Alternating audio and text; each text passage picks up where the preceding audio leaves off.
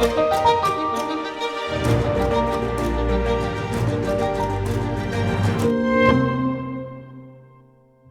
following is a conversation with Brandon Woodard, my former student and currently a PhD candidate at Brown University. We discuss virtual reality, augmented reality, extended reality, some robotics, some past projects. Generally, it's a very fun discussion on technology and philosophy. If you enjoy it, please share, like, subscribe, and if you really, really enjoyed this podcast, there is a Patreon link in the description. Hey, Brandon, very good to see you after so many years. I'm so happy to see you and interview you. You are my your most successful student, I think, of all times. So I am very happy to discuss with you what are you doing right now and all stuff related to VR, AR, which is both mine and your specialization in research. Yeah, absolutely. Christoph, I'm happy to be here. It's been too long, and I'm looking forward to our discussion on AR, VR, but also a bit about like our history and everything. Kind of want to dive into that. And currently, I'm a PhD candidate at Brown University. So just for anyone listening, and I focus on interaction techniques and perception in virtual reality, augmented reality. So Yeah, so let's actually talk about that, right? Like when we talk about it, it sounds very academic, but it's actually the coolest thing you can do in life. Maybe with exception of filmmaking. In my case, I love filmmaking as much as VR. But you know that there was this great revolution of AR, VR, or VR initially in 2014, right? When, or maybe a little bit earlier, but people consider 2014 that revolution because of the DK2 release and the first headsets, which were not $40,000, became available. And as you remember, we formed the Game Research Lab in 2015 in California, at the university where I worked. We started to work on some cool projects there. That was the time, you know. One of the projects which was my absolutely favorite, it's kind of like an extended reality. Maybe we can start with this because this is so cool. Is this idea of creating a bionic arm for a student who was born without right arm, right? Morgan. And she helped us with this.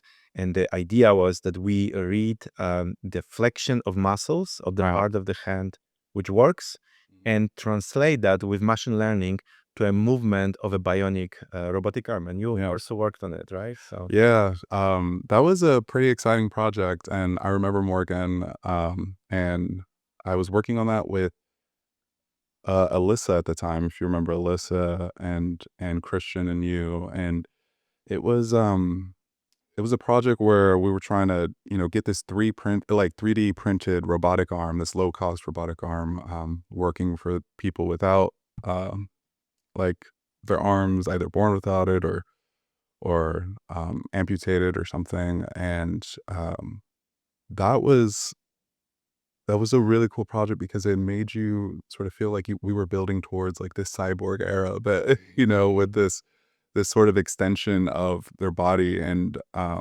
remember when Morgan put on the flex sensor. So we use flex sensors, right, to get those muscle contractions. And once it started working with the actual fingers, being able to manipulate and move, that was just super exciting. Seeing Morgan make that work. yeah, it was so cool, right? You basically give a person a new arm with and yeah, it's not the first time it was ever done, right? These kind of things were done, but the cost of a bionic arm is like for 50,000 to 500,000.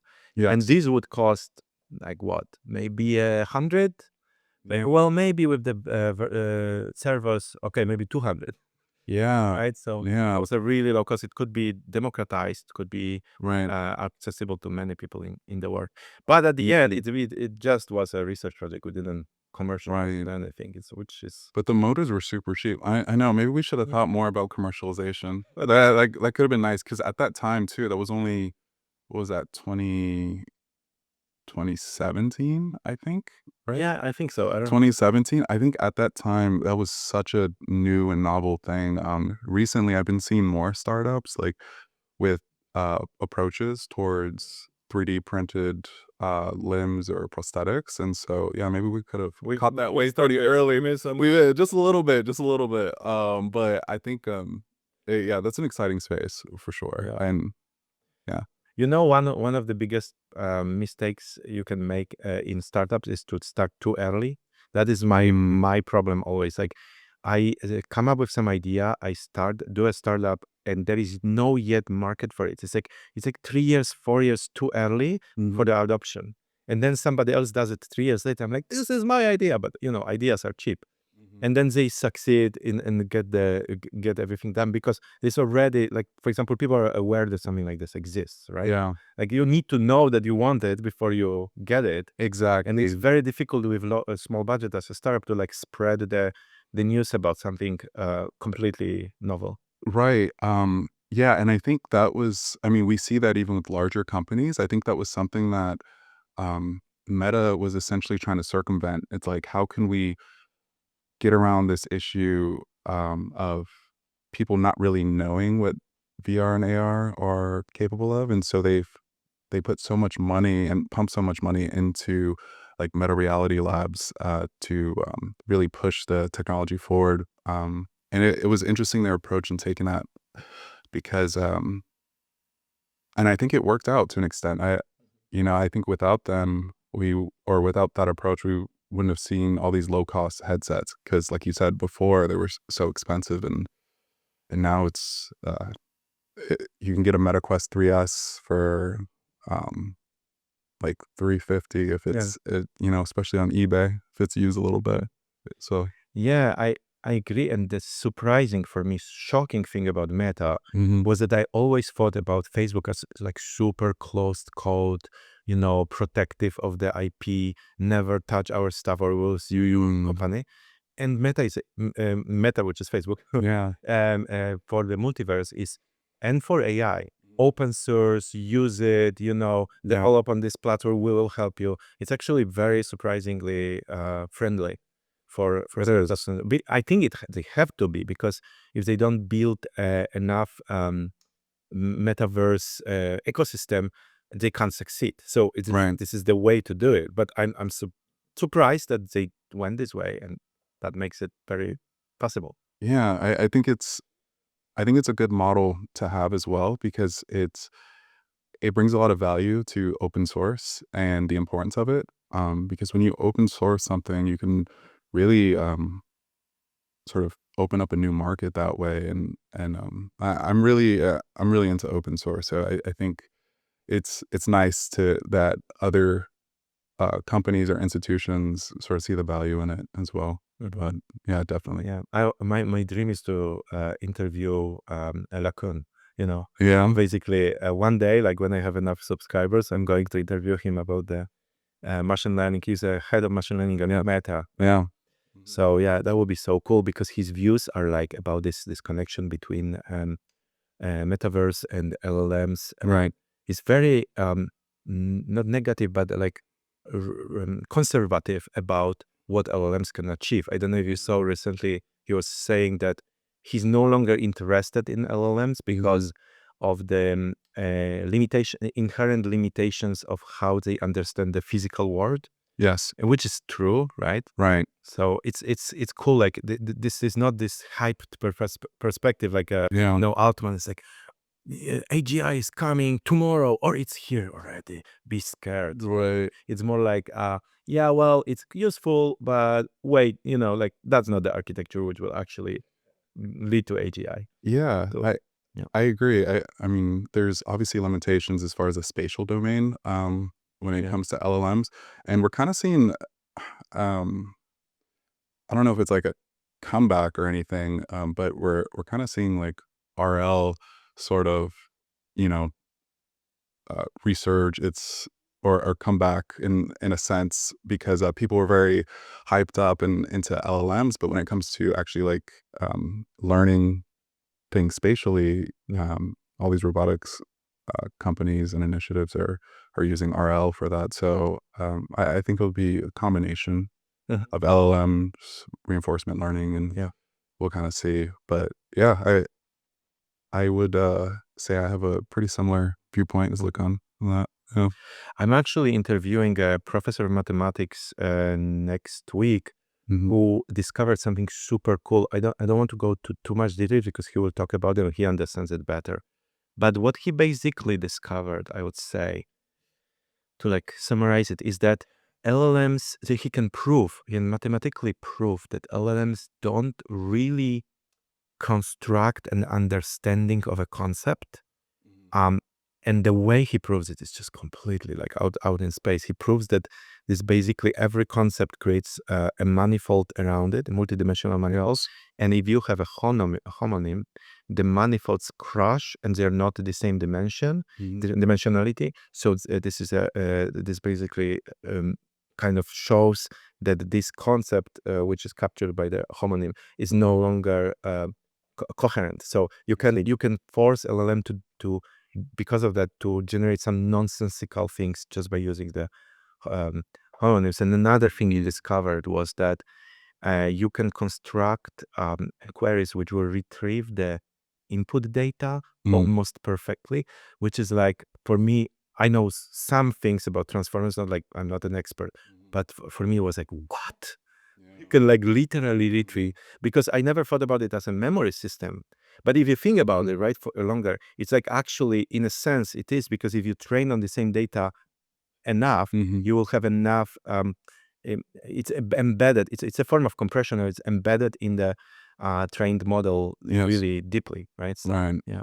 An advanced form of information retrieval and everything. Yeah. And But coming back to, I go to this AI thing because it's related to our VR. I looked up. What are you now excited about VR, AR? What is oh, what drives you to do the PhD? I think the main thing that drives me for AR and VR is um, feeling like these virtual, or that being able to develop and research interfaces that will make the virtual elements people experience in AR and VR feel like an extension of themselves. So, and you can assess this with like different cognitive theories, and there's different metrics to try and assess this. But to me, having the virtual world actually feel like an extension of you has always been what's fascinated me about the AR VR space. I think it's um, I think what fascinates me about it, and what always has, is the physical aspect of it, right? Like feeling like something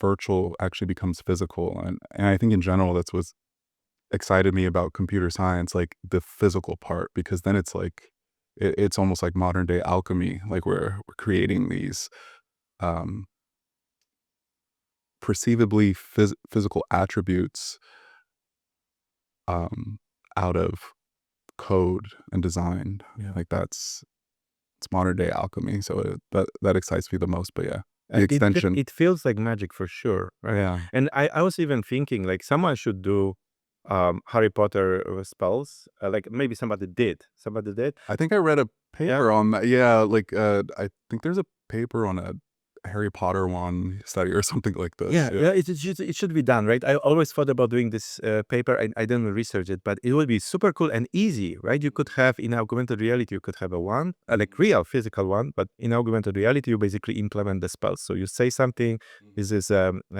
recognize, speech recognition, creates the effect, then you like light up the lamp, and the lamp lights up because you have, let's say, an IR sensor, infrared sensor to light up the lamp, right? Like, Yes. so you can affect physical world Mhm. with spells, Yeah. but Yeah. no.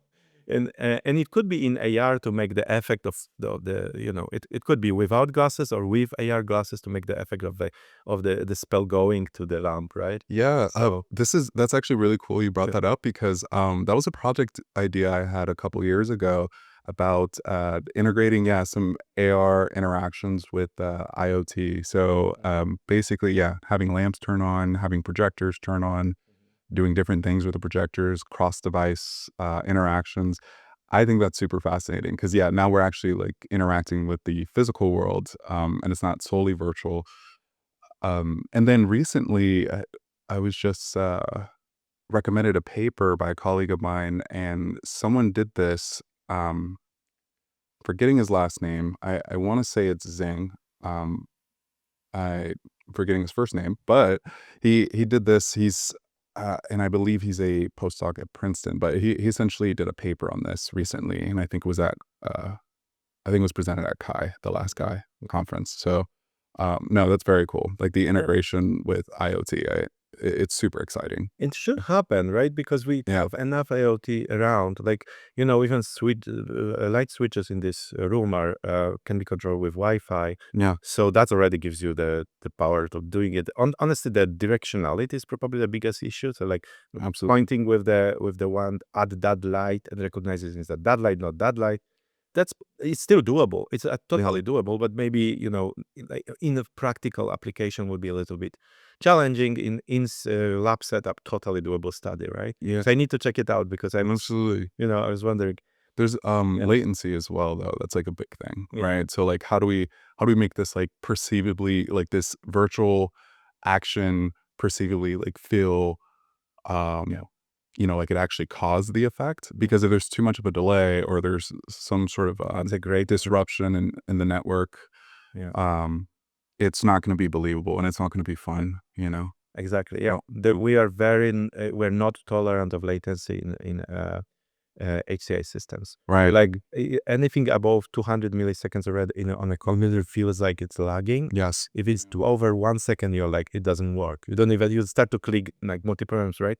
So it would be the same if the voice recognition is done, let's say, in a cloud, like when you talk to AI right now, right? Yeah. That's the most annoying thing. This wait, like, processing, recording of your voice, streaming it to the server, recognition of the voice, and then turning it to text, sending it to the speech generator and sending back to you takes like 2, 3, 5 seconds. Right. It's like, like that needs, and it's not easy to fix in engineering wise, but that needs to be. Yeah, it's not. There are some tricks, some workarounds in HCI that people have attempted and stuff like having really nice special effects, but really you're loading the next interaction. So, I mean, it's something that was done in video games a lot, right? Like when you have a loading screen, but you just make it very entertaining, like with Crash Bandicoot or something or Jack and Daxter. So yeah, in case of the wand would be that you are saying something, it has already recognized that this will be a spell. So your wand starts to like charge up, right? Yes. And what the reason why it's charging up because we need to compute what. Exactly.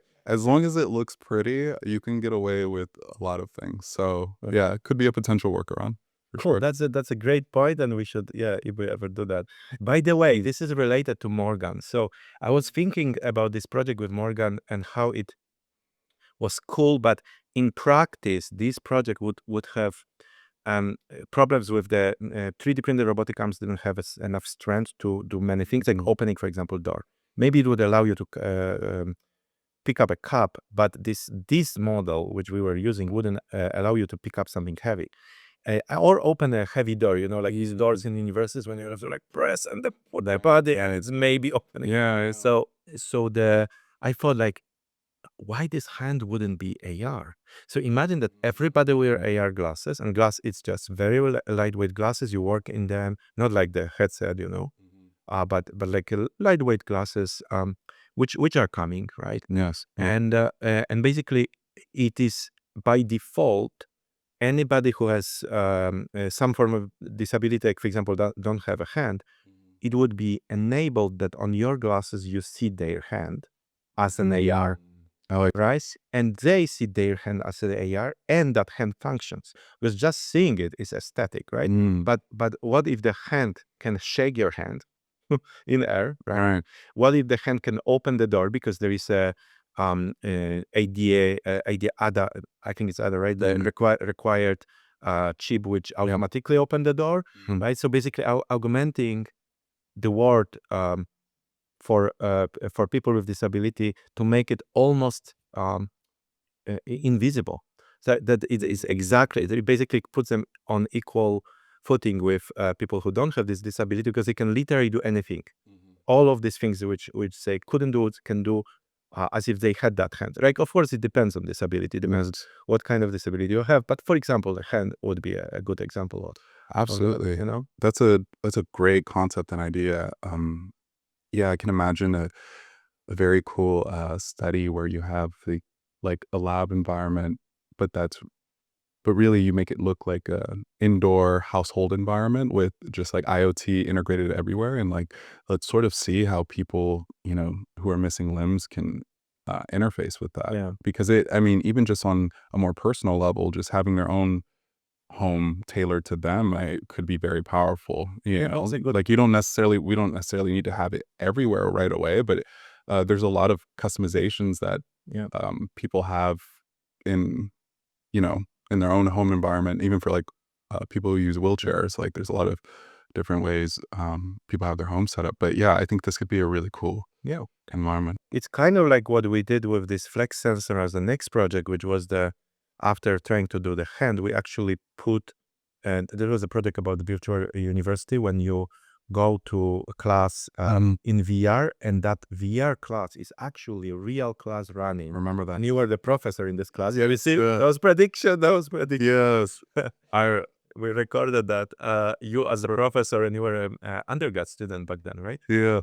So basically, Morgan was able to draw on a physical whiteboard, even though she doesn't have a right hand, and she was drawing with right hand, because we were augmenting the physical whiteboard with basically, we were projecting on it what she's drawing using the flex sensor. It was so cool, right? Yeah. So That is really cool. I like this project too. And it's such a practical concept too, right? Like if you were to do it inside of someone's home or even just in a classroom setting, like that's not that hard to kind of get that sort of different types of IoT for whatever functions you need set up. Like with smart boards, right? This should be a default. Like, you have a student without an arm in school, or even two arms. You use great kind of technology better, because ours was like when you draw, it was like a little bit shaky. You could filter it like better. Yeah, you smooth it out a little bit. No, definitely, that's a great point.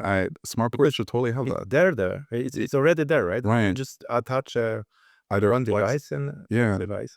Flex sensors are super easy to use. It's just the data can be a little noisy, but you just add some smoothing filters and you should. Yeah, I think it would be combination of IMU, flex sensor, and electromyography.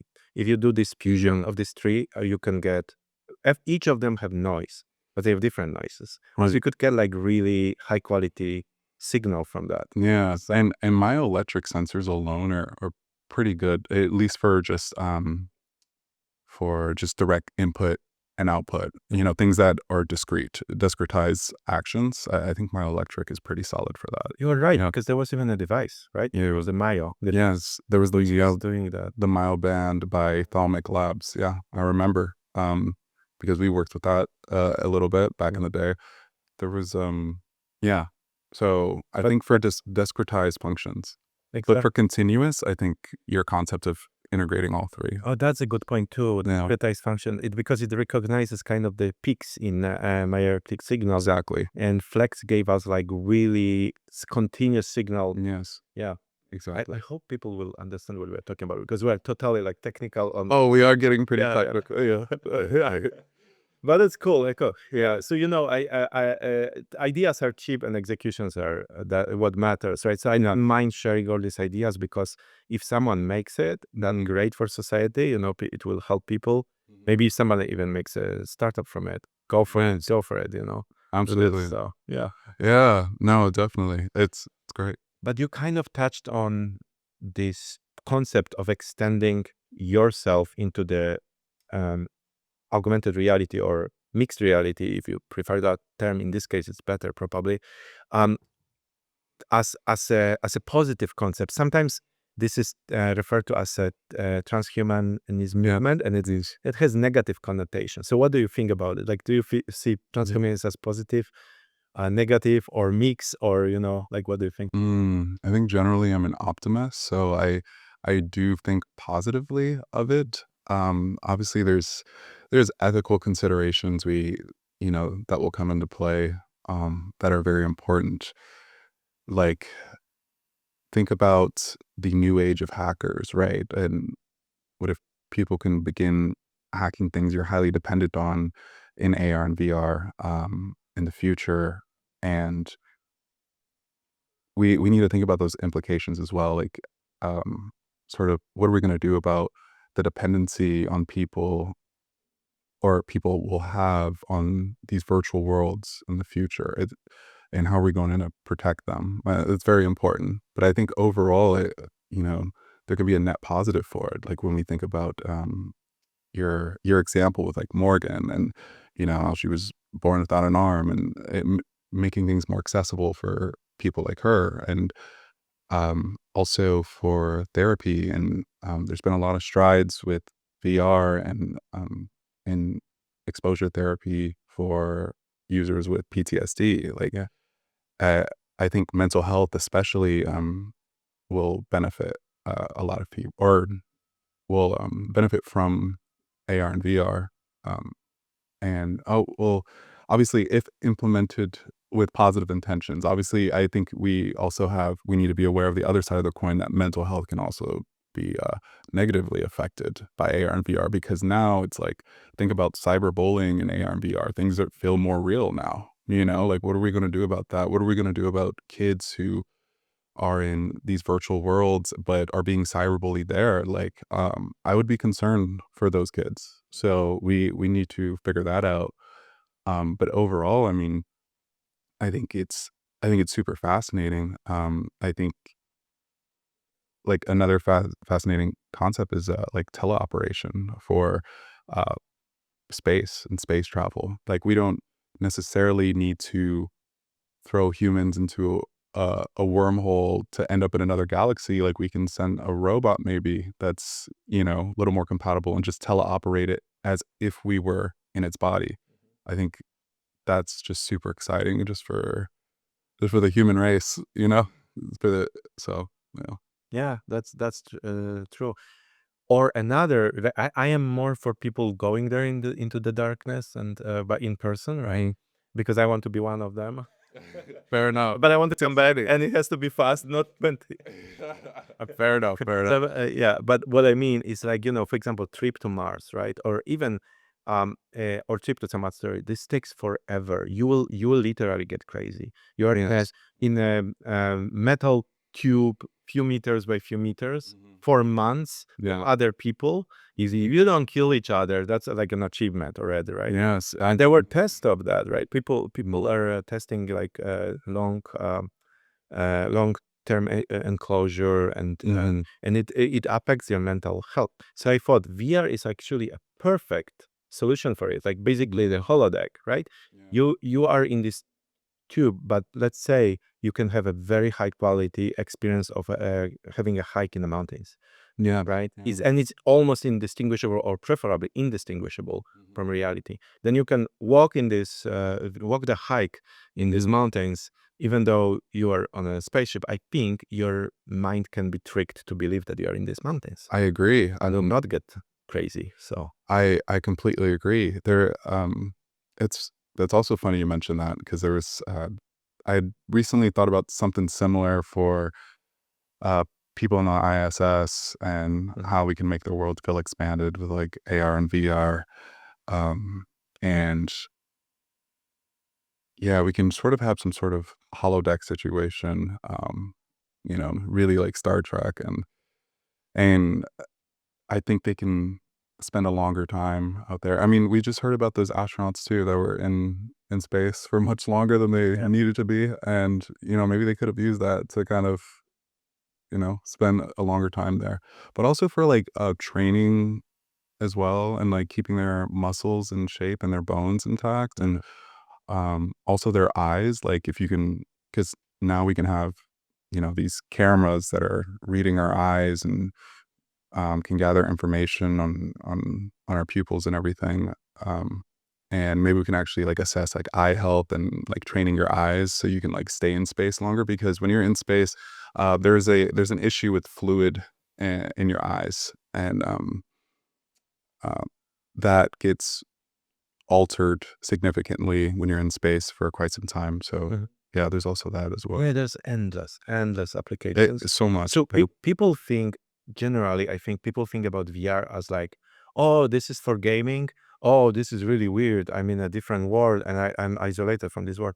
Sure, there is this aspect, right? Yeah. Like, there is this aspect of Like in many science fiction dystopian movies, people are, instead of spending time with each other, they spend time in VR, right? There is this aspect, but there is also the other aspect, like with every technology. Maybe you can meet with your family member who lives on the other side of a planet as a hologram with perfect body language. Of course, it would be better if you fly there, but you might not be able, right? You can have everyday meeting with your grandma, and grandma sees you, you see her, right? It would be really cool. And it doesn't even be in VR, it can be in AR. So if grandma sits in your couch in your room, living room, and you sit in her living room, and you have a cool conversation, right? Right. Or imagine like those people you cared about who passed away, but now you can have maybe some sort of trained model on them that you can interact with in AR and VR. I think that can be good for some people's like mental health when like someone passes away. This is very controversial. I thought about it recently. Somebody told me, oh yeah, I was interviewing a Cameron who wrote a book about passing when he was basically helping his mother to go through cancer. And he was with her until the last moment. And he was like, just mentioned that critically that this is so creepy that people would create the dead person's LLMs. And I'm conflicted about it, right? Because on one hand, he's right. So on one hand, you are interfering with grief. You know, and grief has periods, and you need to go through them. And one of the reasons why you can go through it and get out of it is because of time passing from the last time you saw that person. So imagine, I'm wondering if it would not interfere with grief. Right. On the other hand, it would be so wonderful. Maybe not your family member, or maybe your family member, but maybe Einstein or Right. Turing, or exactly, right? You could have a chat with Turing about math and computer science. That would be really cool. I would be totally fine. I wouldn't find it creepy, especially if they behaved exactly the way they were. Yeah. Reconstruct that. And I guess as long as you're aware that, okay, this is a model and, but yeah, a conversation with Turing would be very nice. Do you think people would not start believing that this is real? So you know what I mean? Like we are thinking about upload of the brain, right? Yes. That will never happen in my opinion, with a normal computer, with a Turing machine. Because I believe in Penrose's objective reduction function, the quantum element in consciousness. But what I think will happen is that people will upload their brain, meaning like, gather enough information about themselves, create a perfect model of how they look like, and put it into virtual environment. So it's run and you can have a chat with them. Right. And you as a person, like a living human, will be absolutely convinced that you are talking to that person, because all the answers, behavior, everything will look real. So after a while, wouldn't we believe they are actually humans? If they look like them. It's like a duck. If it quacks like a duck, what? Yes, it's a duck, right? So it's like if the person looks like your friend, talks like your friend, knows everything about you like your friend, then is it your friend or Right. it's not? But I can totally believe people would go for it. And I think so too. I can see that. do you think we will be fighting for human rights of uploaded? Oh, that's such a good question. I mean, yeah, we really have to think about what consciousness really is at that point. Yeah, because if it's believable and it's realistic enough, does that make it conscious? Yeah. That's Well, from behaviorist perspective, that's the only thing you can know. Like, I always say in an interview that I am synopsis. So I believe that only I exist and you guys don't exist, and you're just a pigment of my imagination. nice. So sorry, but No worries. I think I'm a we have the same view. no, I don't have the same view, but yeah, I hope I'm a very entertaining NPC for you. Oh, you're totally, you're my most successful student. So yeah, I'll go. It's just, I can see you're a great pigment of my imagination. I'm glad I can make this virtual program. I'm joking, of course. I don't believe it, but I'm saying it because you can't prove it, right? Like you cannot prove that I exist, and I cannot prove you exist.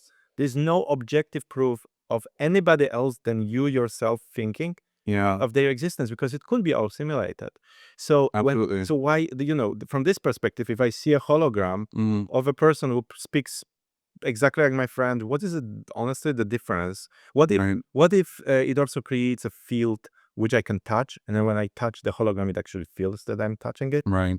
Yeah. Yeah, and what makes like a subjective truth any less than an objective one, right? Or like In this, yeah. if something is subjectively true to you and your experiences, is do we value that less than an objective truth? I would argue that uh, a subjective view towards this concept is, I mean, maybe that's all we need to really operate. So yeah, perhaps we something's realistic enough, we consider it conscious. Um, because the other thing is too, it's like we didn't, at least for the time being, it's going to be very difficult for us to uncover the objective truth as to what created this universe, why we're here, and everything. But in the meantime, our subjective truths, and if they mostly align, we can kind of operate here. You know. That's very interesting. This is like a deep philosophical question, and I disagree with you here, although I know most people disagree with me and agree with you, like 90% of academia or more. I'm actually going to have an interview with a person, with a doctor from England, who is discussing this on a very interesting level.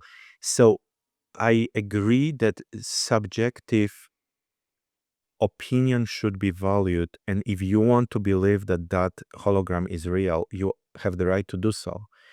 But I have a problem with generalizing the subjective truth to equivalent of objective truth. And Mm, the reason is that for me to logically prove that it is not the case is to just give one example of subjective truth versus objective truth, which is not true. So what I mean is, like, if we talk about beliefs, right? I believe that hologram is real. That's fine. mhm, But if we say every truth is subjective, what about math, for example, right? Is 2 plus 2 4 always objectively, period? Or is 2 plus 2 5 because this is my subjective belief? And I don't believe in that. So what I mean, we can value the subjective truth as a valid opinion of a conscious human being who has the right for that opinion. But it is different thing to say that this is overriding the objective. And this is exactly for the reason why what you said is that as long as people agree on this subjective truth, mhm. then it's fine, right? Like if Yes. every agree, it for everybody 2 plus 2 is 4 subjectively, and it happens to be true objectively, Mhm, then we are good. But if we have one person believing that 2 plus 2 is 5 and another that 2 plus 2 is 4, I'm not denying the person's right to believe 2 plus 2 is 5, but it does not is not compatible with almost anything else, right? The math falls off and so on. So what I mean, there are some things, very few maybe, mhm, that are objectively true, like math formulas, right? Now, if you go crazy, you can like, yeah, but that depends on axioms, and there is incompleteness theorem. Sure, no, sure. There are like intricacies and things about it, but mhm, I think there is something, and that objective truth of math, for example, does not need to be even accessible to us. I'm just only saying it exists. So the reality exists, like objective math truth, for example, exists, mhm. but that doesn't mean we know it. Everybody might be wrong about it. Yeah. So I have this more traditional, I think, philosophical position on truth than this uh, belief in subjective truth being equivalent. Hmm.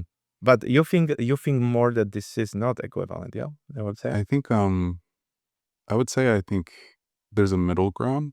So if like we said, if there's enough congruence or agreement across beliefs, that's enough for us to be able to operate in our current reality, right? When it comes to actually understanding the world and the universe, objective truths are important. Um, I think subjective truths are important for, or more specifically, congruence of multiple subjective truths are important for our just day to day operations and day-to-day actions and what we think, how we feel. Obviously, if you think 2 plus 2 equals 5 in this world, you're going to have a lot of problems, you know, building things, getting a lot of things done, right? So obviously, there's not enough congruence there, but so I think there's this sort of middle ground. It's like, okay, how much subjective agreement do we have in order for us to operate for right now? And until we absolutely need to find an objective truth for it. I mean, that's why we have hypotheses and theories and the whole process of that, because things aren't necessarily objective right away. I mean, the entire scientific method is just like, you know, converging into this answer eventually. But until we get there, we can call it a theory and allow that theory to guide many of our scientific questions. So yeah, I sort of think in the middle. Like I think it's a process. We start up subjectively. We kind of find uh, this convergence across beliefs and ideas. I so agree, because the other side of a coin of believing in objective truth is that it can become dogmatic and and stop science, right? So Yes. if you say like it was always the case that ether is the way light travels through a universe, then you will never discover that it's total BS and Yeah. have the relativity theory and so on, because it was like almost like a dogma, right? In science in 19th Yeah. century. So you have to allow dissidence, you have to allow exploration, Absolutely. always, even for established so-called truth. I'm only claiming that truth exists, but not that it is accessible necessarily to mingle. And so, and there are some things which definitely are not objectively true. For example, this shirt, I like it. There might be 90% of audience who think it's totally ugly, right? For them, the truth is that this is ugly. For me, this is okay, right? Wow. So, and what? And now there is an objective truth whether this shirt is nice. There is none original. Right. It would be stupid, right? Right. Right. And if somebody tries to establish, like Mao, you can only wear that shirt because I like it. The Mao Zedong, right?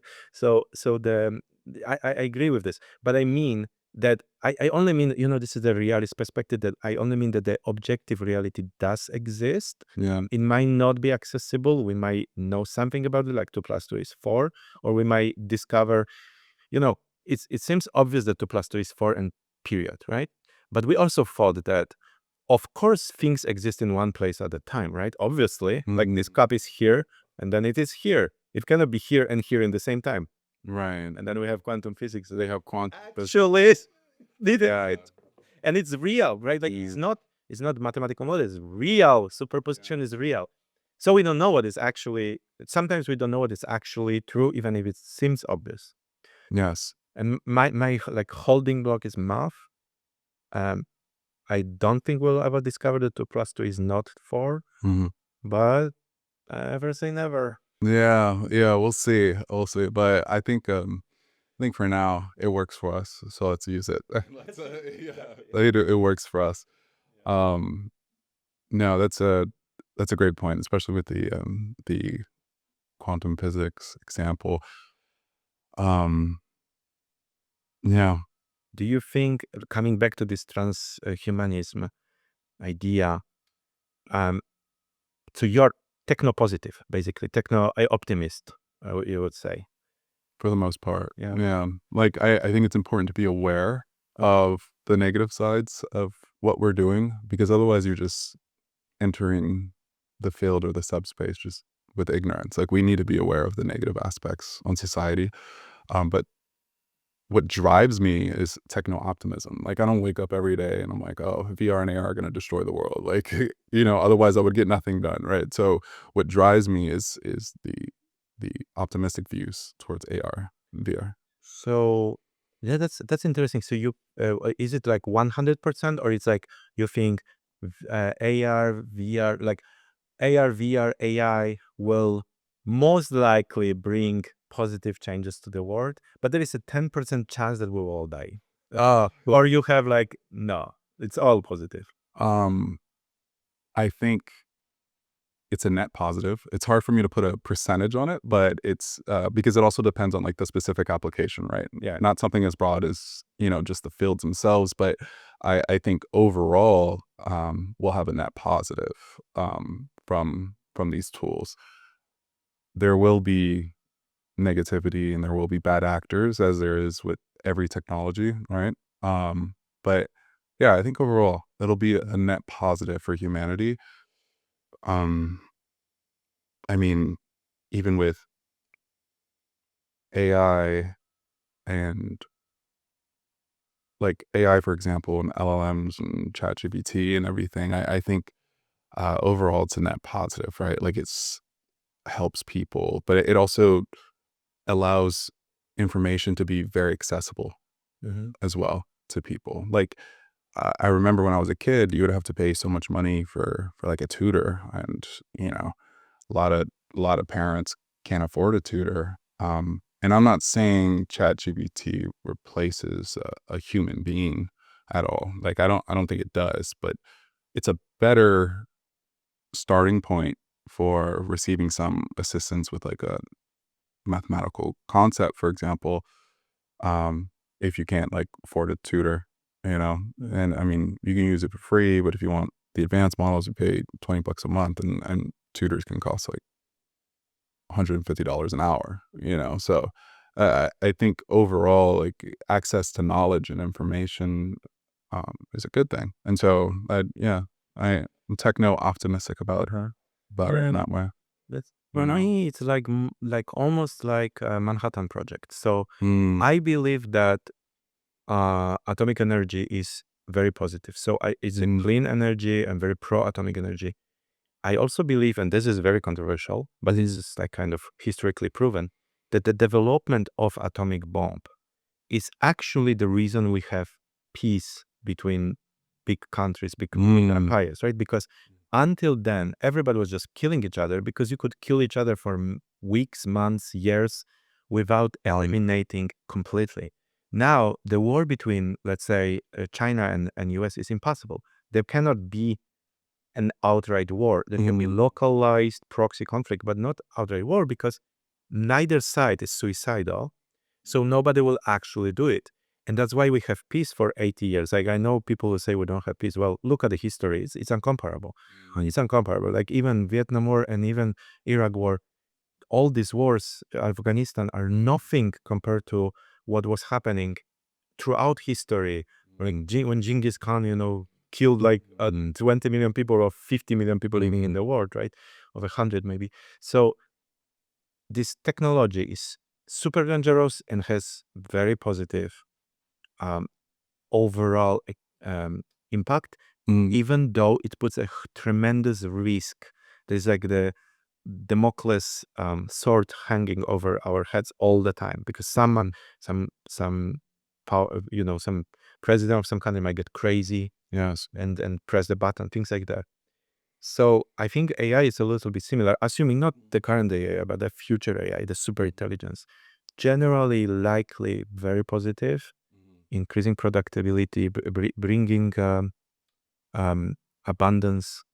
For example, controlling fusion reactors to a level that energy is perfectly clean. We don't need to burn fuels, and cheap and or free, almost great.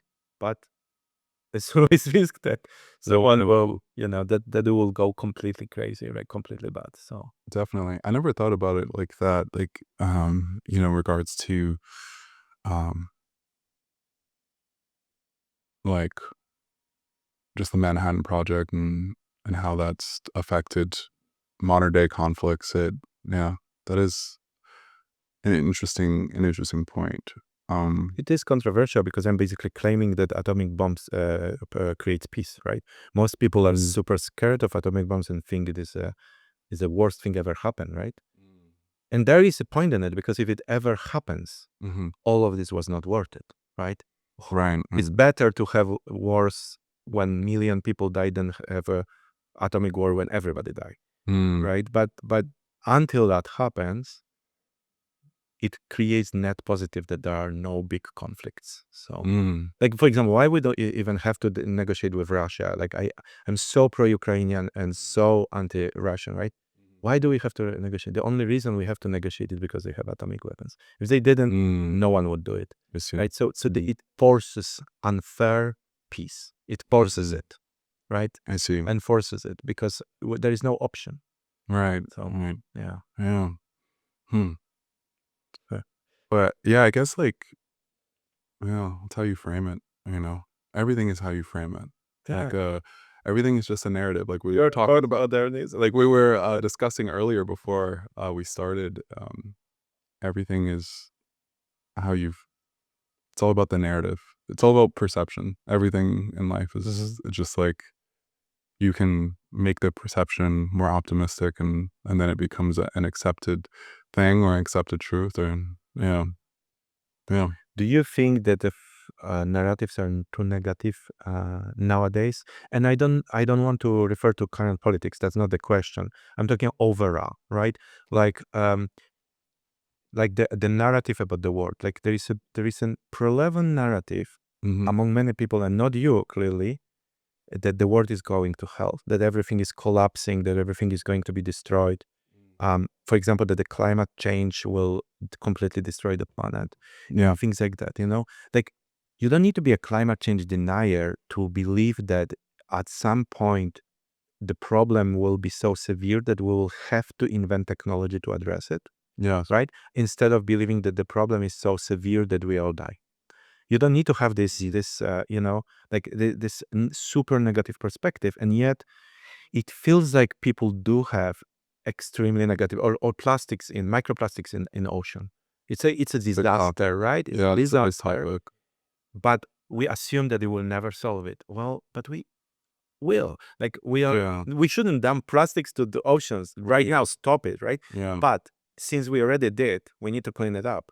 right. Can we clean it up? Well, we can invent bacteria with plastics, like they already have it. Hmm. We can create this aggregators which are collect the plastics. Mm, So basically, what I mean, I'm techno optimist from this perspective that there is always a technological breakthrough you cannot now predict, yeah, which in severe enough conditions will save humanity.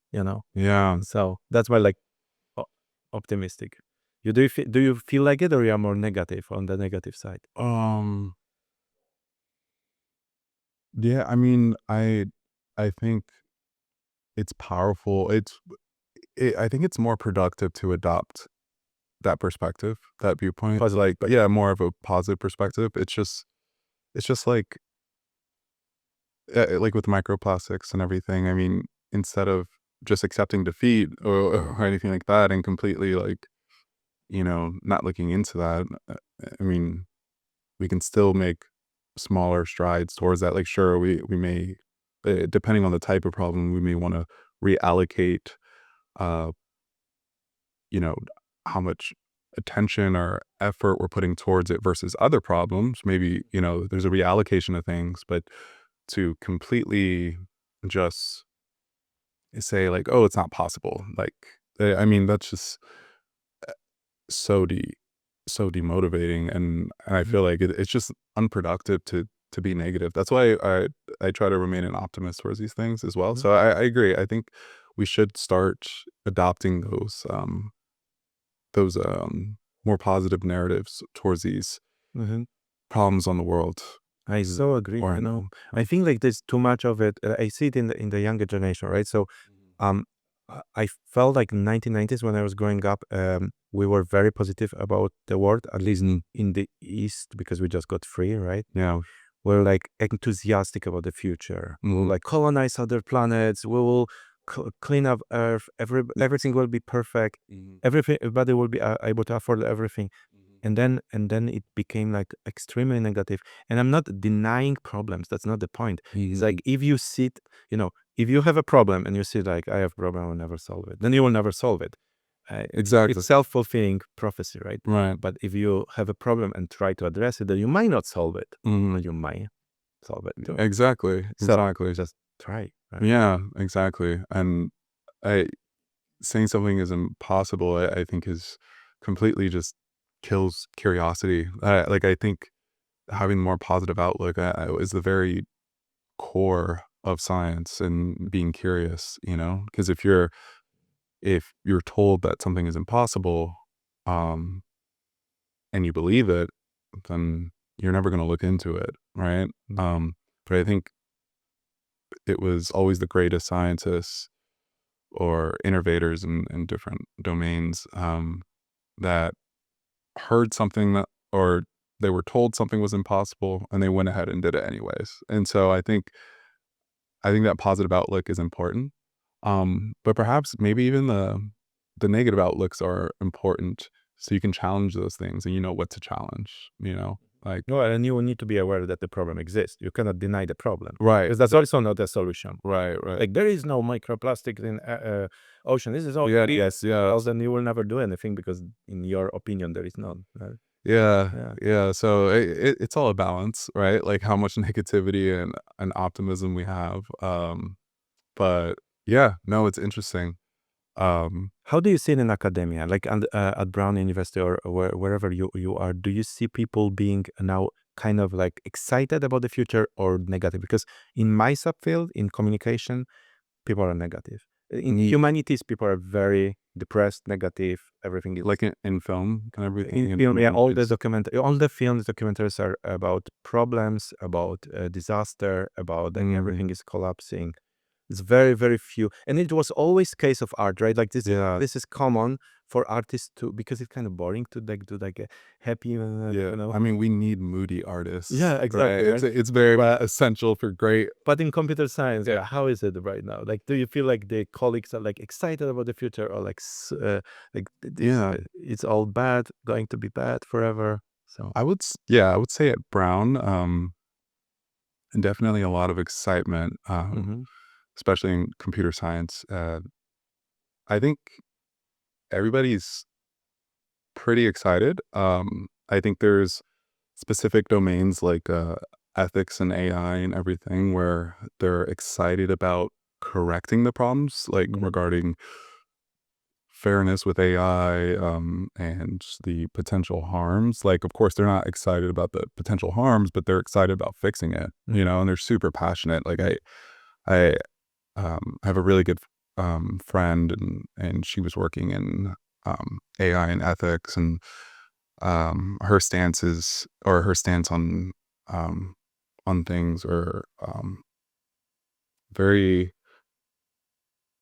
just very much driven by passion, like her own personal passion about just making things like um, more fair Mm-hmm. for people with with AI tools. So I think there's a lot of passion at Brown. Mm-hmm. That's for sure. That's so cool. Like, Yeah. it's really, humanity should learn from this. They're too depressed for too long.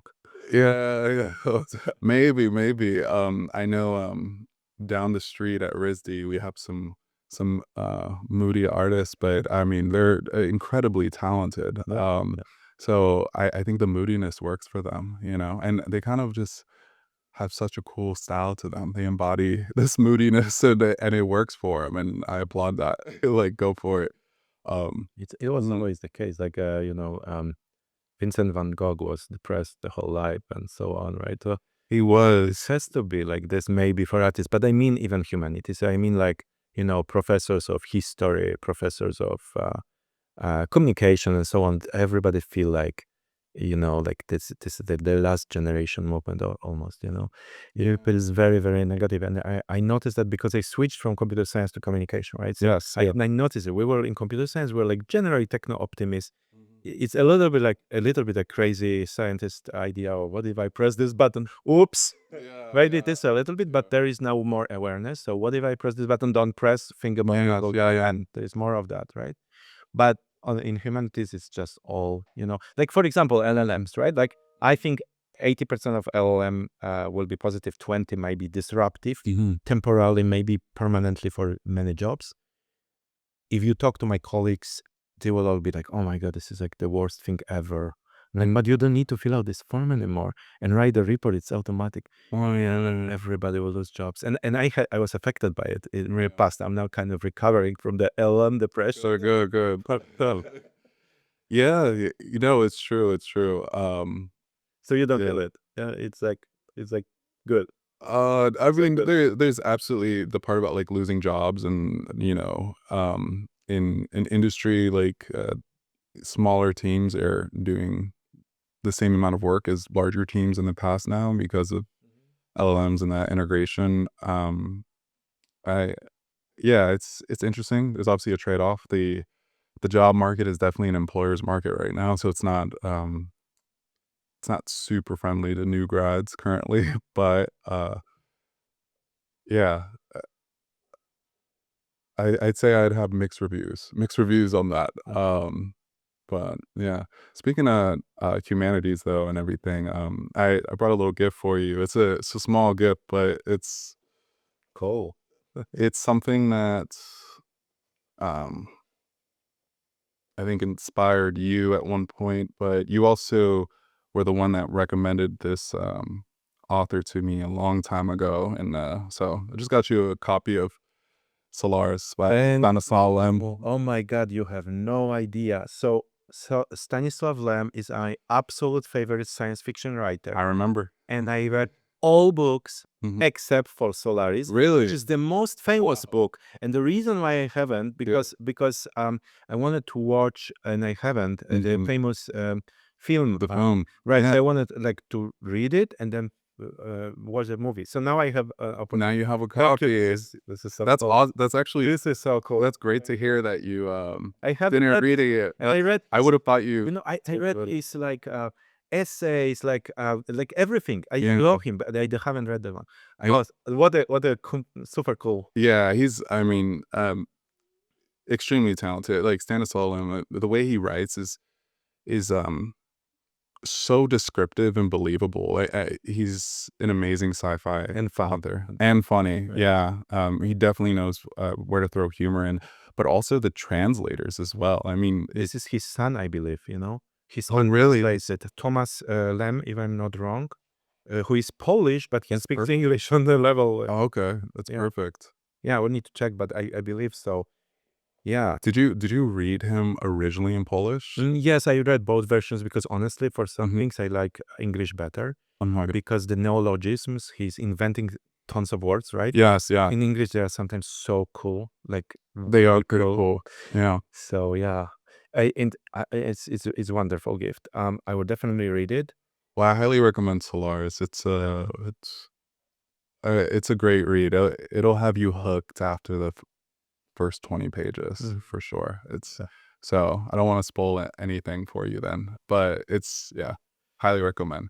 Yeah, for sure. Yeah, And this. it's also great how like sci-fi like inspires our work and everything because I'm sure his work and others have inspired you. So Yeah, you know, I always tell this story, this anecdote. I was going to CAI, I think it was in CAI, and met a girl from Harvard, and she was a PhD student. And I'm like, hey, I'm a PhD student. What are you? You're a PhD student at Mhm. Harvard. So what? And she says, so which science fiction book you are right now implementing? I It was love such a that. cool thing. I'm like, Yeah. actually, you're right. I am doing it without realizing it. I was working um, on a project where you could be inside a movie. So you basically have a movie running around you, but you are one of the characters in VR. And that was, in fact, an idea from Neil Stephenson's Diamond Age science fiction book. It was called The Rat Yeah. Cliff, Right. right? So it was from science fiction book. I must have been inspired by it because I read the book earlier. Yeah. Didn't realize that. And they're like, yeah, that's exactly that. So I always do that, right? Like, which science fiction book are you now in? Or fantasy, you know? Are you working on Harry Potter or holodeck? Yeah, that's actually a really creative way of looking at it.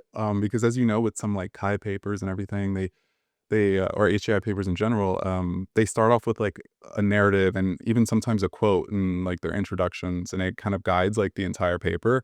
Um, I'm gonna start thinking more like that too when I approach future papers because that's a great point. We're always like implementing something from sci-fi in We some are. This capacity. is the field. This Yeah. basically you're doing something from sci-fi. Yeah. Even if you don't know from which book, and now you can ask LLM, hey, which book was that in? And it will find. Yeah, no, absolutely. I think also what got me into the AR VR space is just like the Matrix movies, like that definitely, also inspired me. And so when I was an undergrad and I remember originally I was in your game dev course, and that was a super fun course. And I so after that course, you eventually got me involved in my first VR project, research project, which was TikTok Ray.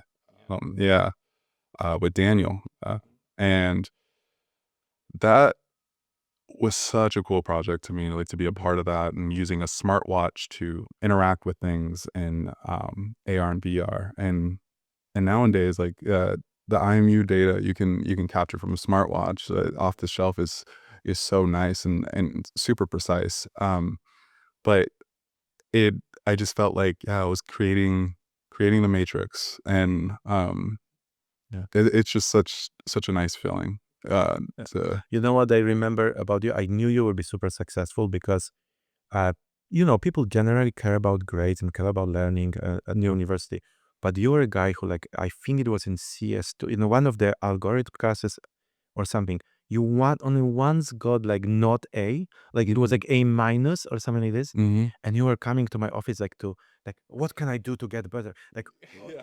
I'm like, you have A minus, it's fine. Yeah. No, I can't accept that. Yeah. And you finally got like A on something. So yeah, it was so cool because people were Funny like, you remember. people like normally are like, okay, see, like, nah, be fine, I'm good.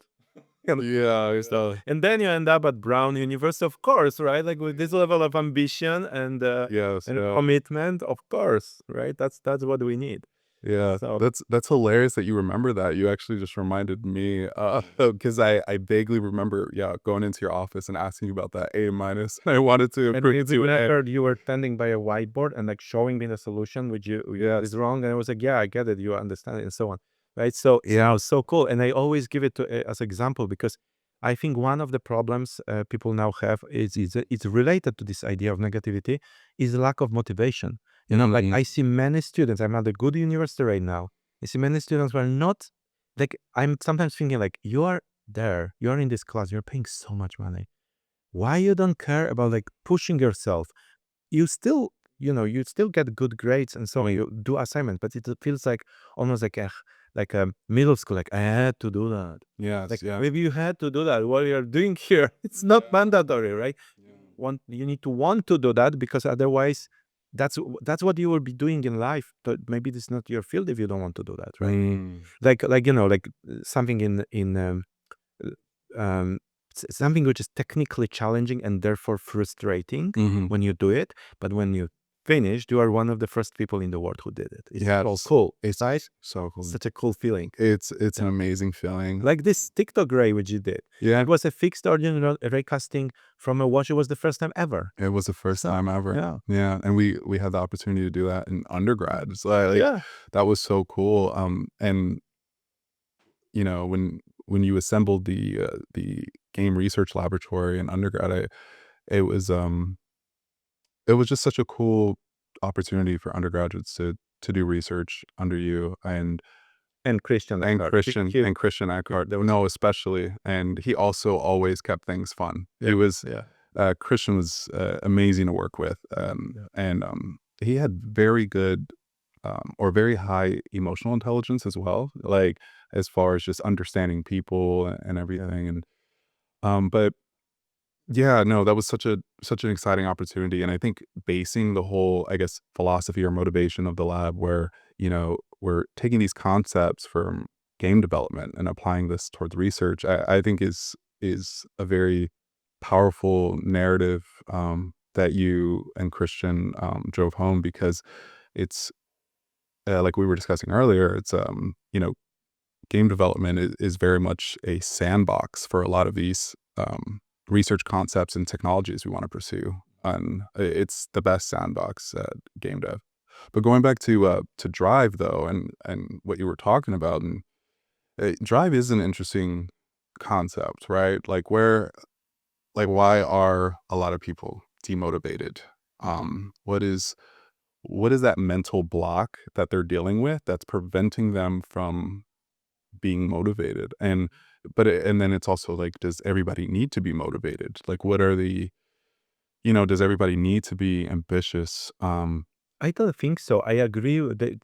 I And think this concept like anyone should do PhD. No, Right. It should be people who really, really want to do that because it's a struggle for many years, right? Yeah. Everybody should have an opportunity, like option. Yeah. But you need to choose. And you're right, like the not everybody should have to be so motivated, but if you're Mhm. paying so much money and you're delaying It's your hard. career, then you better be, because you're otherwise wasting your Yeah. time, right? It is a lot of money, for sure. And yeah, and I think in society we often think of ambition maybe too linearly. Like Mhm. it it can very much be this more lateral and fluid thing where it's like, what if someone is just more ambitious for like regarding their mental health and just being a better human being? You know, like Mhm. that's another form of ambition, but we just don't always value that as it should be. Oh yeah. And I think that's how ambition kind of gets defined. It gets defined off like society's values in present day, you know. I think And then also your personal values, I obviously. think it is because it's in US. So Mm. US is specifically focused on, like, you should be competitive, ambitious, and successful, and that means you Yeah. made money and you have a career. Mm. Well, I'm not denying the value of it, but if you have a wonderful family Mhm. and you are a plumber and you bring the money to family, everybody's happy. What's wrong with that? Right, And right. you're supposedly not successful. Like, you are Right. totally successful because you build a family, right? Mhm. Like, this is exactly too narrow, as you said. Mhm. It's like just the, just the let's say corporate Yeah, or even definitely. academic career. So yeah. Yeah, maybe you're seeing, like the students you mentioned or the example you mentioned with the students, maybe that's becoming more of a thing because people feel that college is just this mandatory thing in society. And so they're not really like, they don't have as much agency as far as choosing it. They're just like, I have to do this thing. Otherwise, I'm going to be a nobody in this country and in this world, right? So I have to Mhm. go to college. But I don't think college is for everyone. Like I think trades are just as important, Yeah. and there's people that are more cut out for that. And I highly respect tradesmen and tradeswomen. Like Mm. it's it's what runs our world, right? So um, yeah, I think that's probably why we're seeing that. Like more students who kind of just seem to lack ambition or motivation, and it it's just frankly because academics beyond K through 12 is not necessarily for everyone. And that's fine. There you can bring a lot of value to your own life and to society doing something completely different, It's just about finding that. And so I think that's probably why we're seeing it. And yeah, with me, my situation was a little different because um my mom and my dad always kind of like emphasized the importance of education Mhm. and knowledge, and obtaining more knowledge was always in the forefront of my mind. and Mhm. and so for me, the academia as a whole is was always very attractive to me. And so I think that plays a role in where I'm at and in my ambition and everything. Yeah, I think it's a question of upbringing too, right? Like, Mm. what you said, like, if you maybe it's you or maybe it's your parents' influence on you Mhm. that you want to pursue that. Yeah. But you know what might happen? Because I so agree with you what you just said. I 100% Hmm. that what might happen is that, because if let's say if LLMs don't have a hard limit on knowledge, let's say they become AGIs or even super intelligence, Hmm.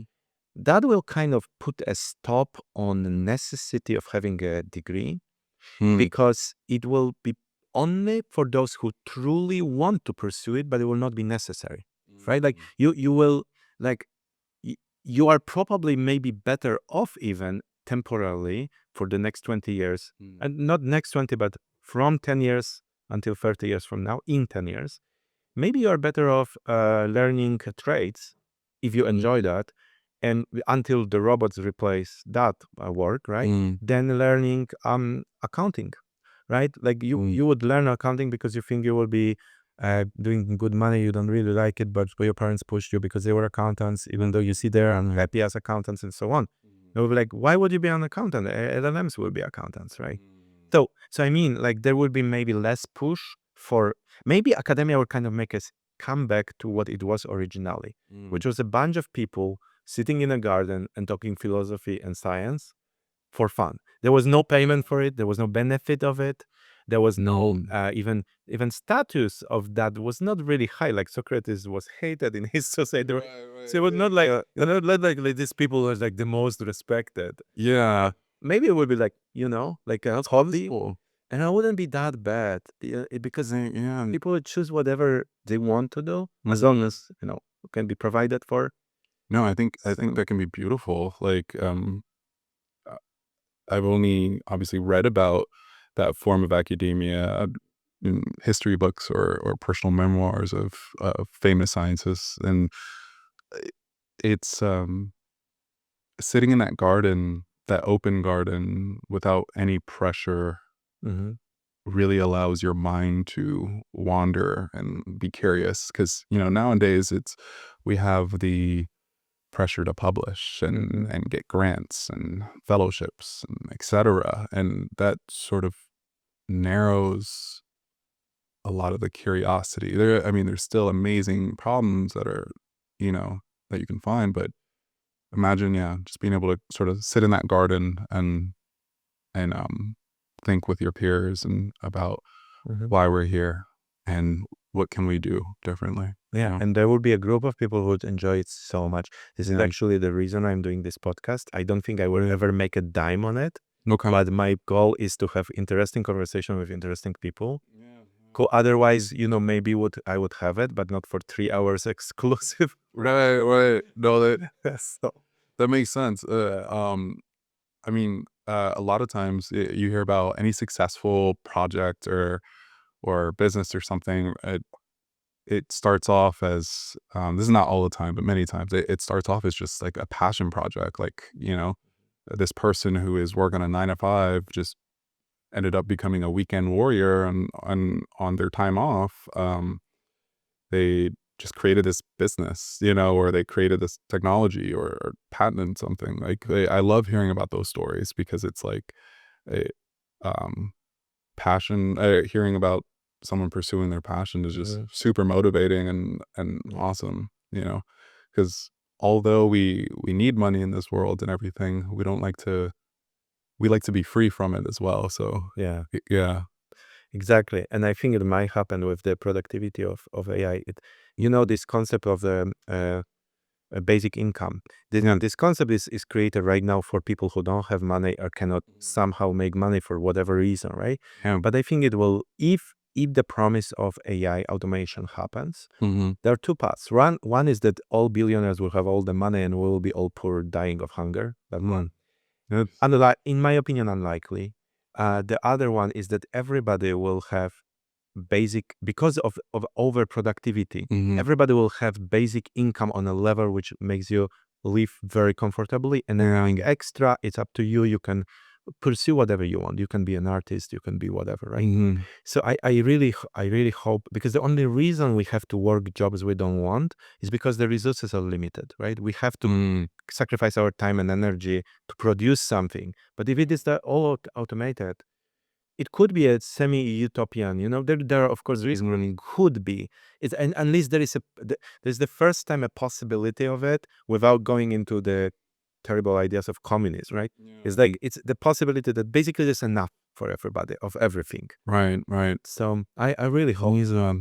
But coming back to academia, my biggest problem in academia, I like it. I am happy to be professor, but I quickly noticed, like everybody, you must experience it too, that the most interesting ideas are the risky ideas, by which I mean the ideas which might not work or likely will not result in a positive, let's say in a positive experiment result.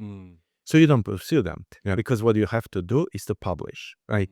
And people, I think, don't realize how crazy it got. Like Einstein, who is a genius of geniuses, let's say, published 2-3 papers in 1905, and it was considered a miracle year because he did 3 papers. Okay, I publish average 12 per year, and I'm average in that level university. I know people like at Ivy League universities who publish 25-30 papers per year. That's insane. That's completely insane. And these papers are all well-written, valid micro research, Mm. who this professor would most likely not even do if he didn't have to show this insanity of productivity. You know what I mean? Yeah, Say, man. I would rather pursue, right now I'm kind of doing it. I would rather pursue a single idea for 2 years and have one great thing than do 10 little thingies which are publishable. Yeah. So Yeah, no, it is interesting. I think those professors uh you refer to who have all those papers published, they they've also managed, though, like, I guess on the more positive side of it, they've also managed to sort of create a system within their labs. Like, maybe they just have larger labs where they have, some assistants from their postdocs kind of helping their PhD students and things like that. And creating those systems, I think could be of value as well. I think it's also interesting creating like a research system. Like, how are we going to effectively produce research? But then there's also, yeah, the contrasting point, like you bring up, uh, just focusing on one thing, like scientists used to, and everything.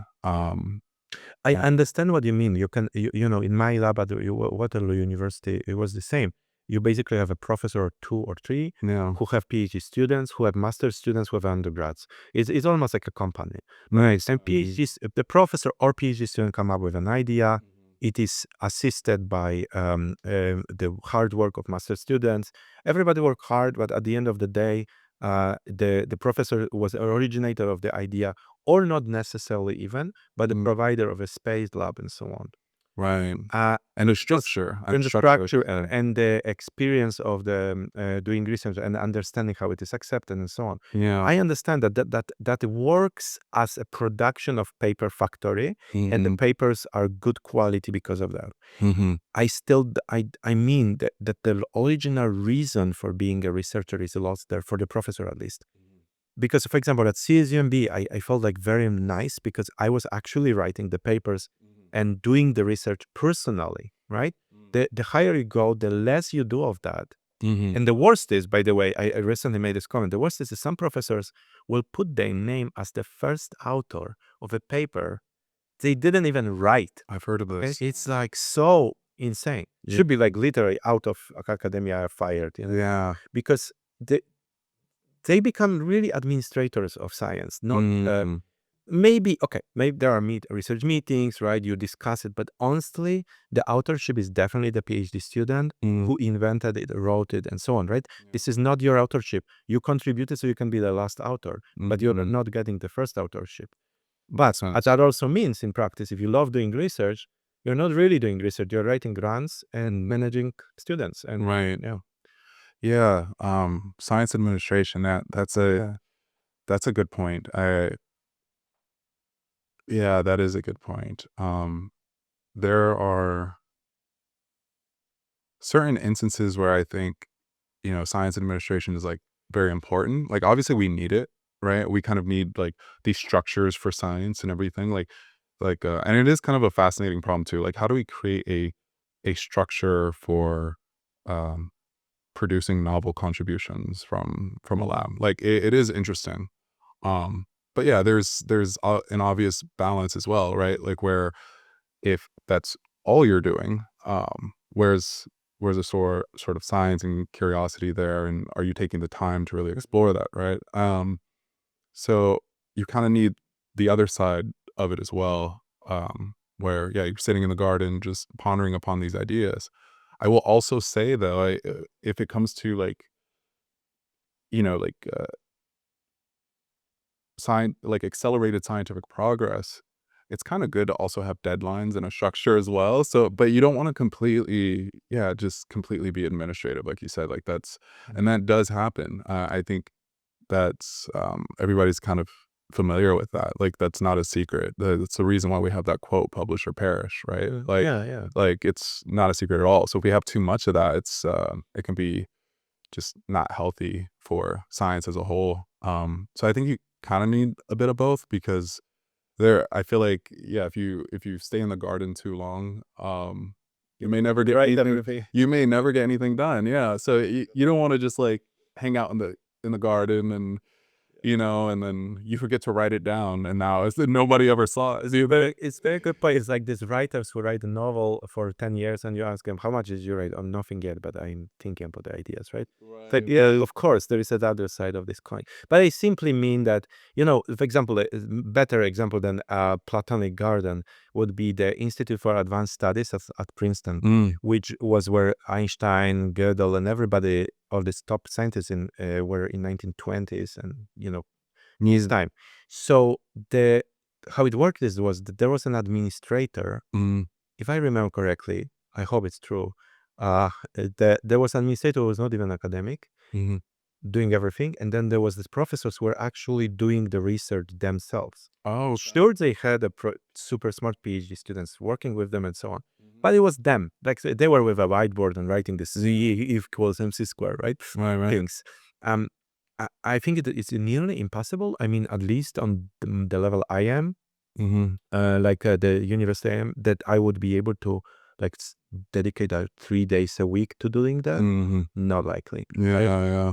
It's too much overhead if I have grants and students and PhD students. Yeah. Much overhead to do that, and that's kind of maybe it's okay, but maybe it's not because I'm not that old, right? Like when I'm 70, I can maybe the brain doesn't work anymore. I'm like, okay, maybe I should do that, but I still would be able to produce novel research, and I have no time to do that because I'm doing.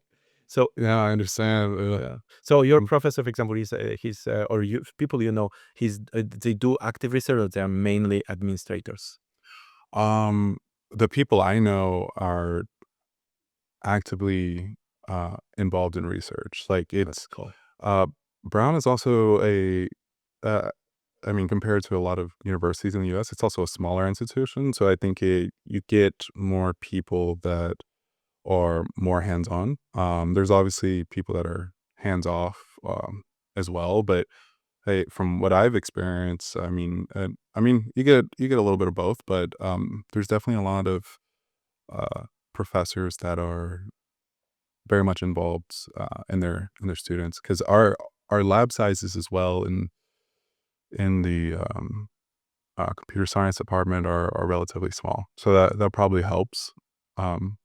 If you're at like a very large institution with a large student population, graduate student population, you're gonna have more of those large labs, which may or may not fit into like what you were discussing about like the whole science administrative and more focus on structure rather um, than scientific knowledge or kind of an imbalance in that way. I think that would be at larger institutions for the most part, but yeah, yeah.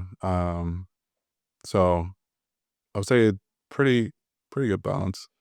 Um, yeah.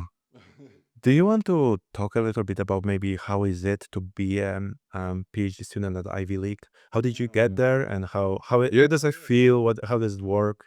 Absolutely. Um, yeah, that's definitely a long story. That's fine. We have time. Yeah. Definitely a long story, but I guess I can start off with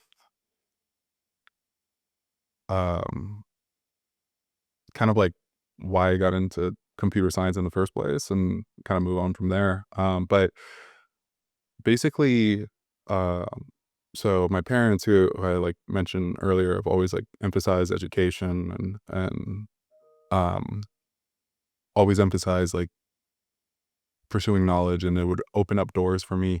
They worked extremely hard when I was younger. I definitely don't come from a privileged background by any means. My mom was a immigrant from Mexico, and my dad grew up in Los Angeles. So she came here when she was about 7 or 8 years old, so pretty young. So yeah, later becoming a citizen and everything. But because she came here with her family with nothing, and she was one of in total she had 9 siblings, so 10 children, right? And Mhm. they came here with nothing, and she really had to um, work extremely hard to sort of make it. And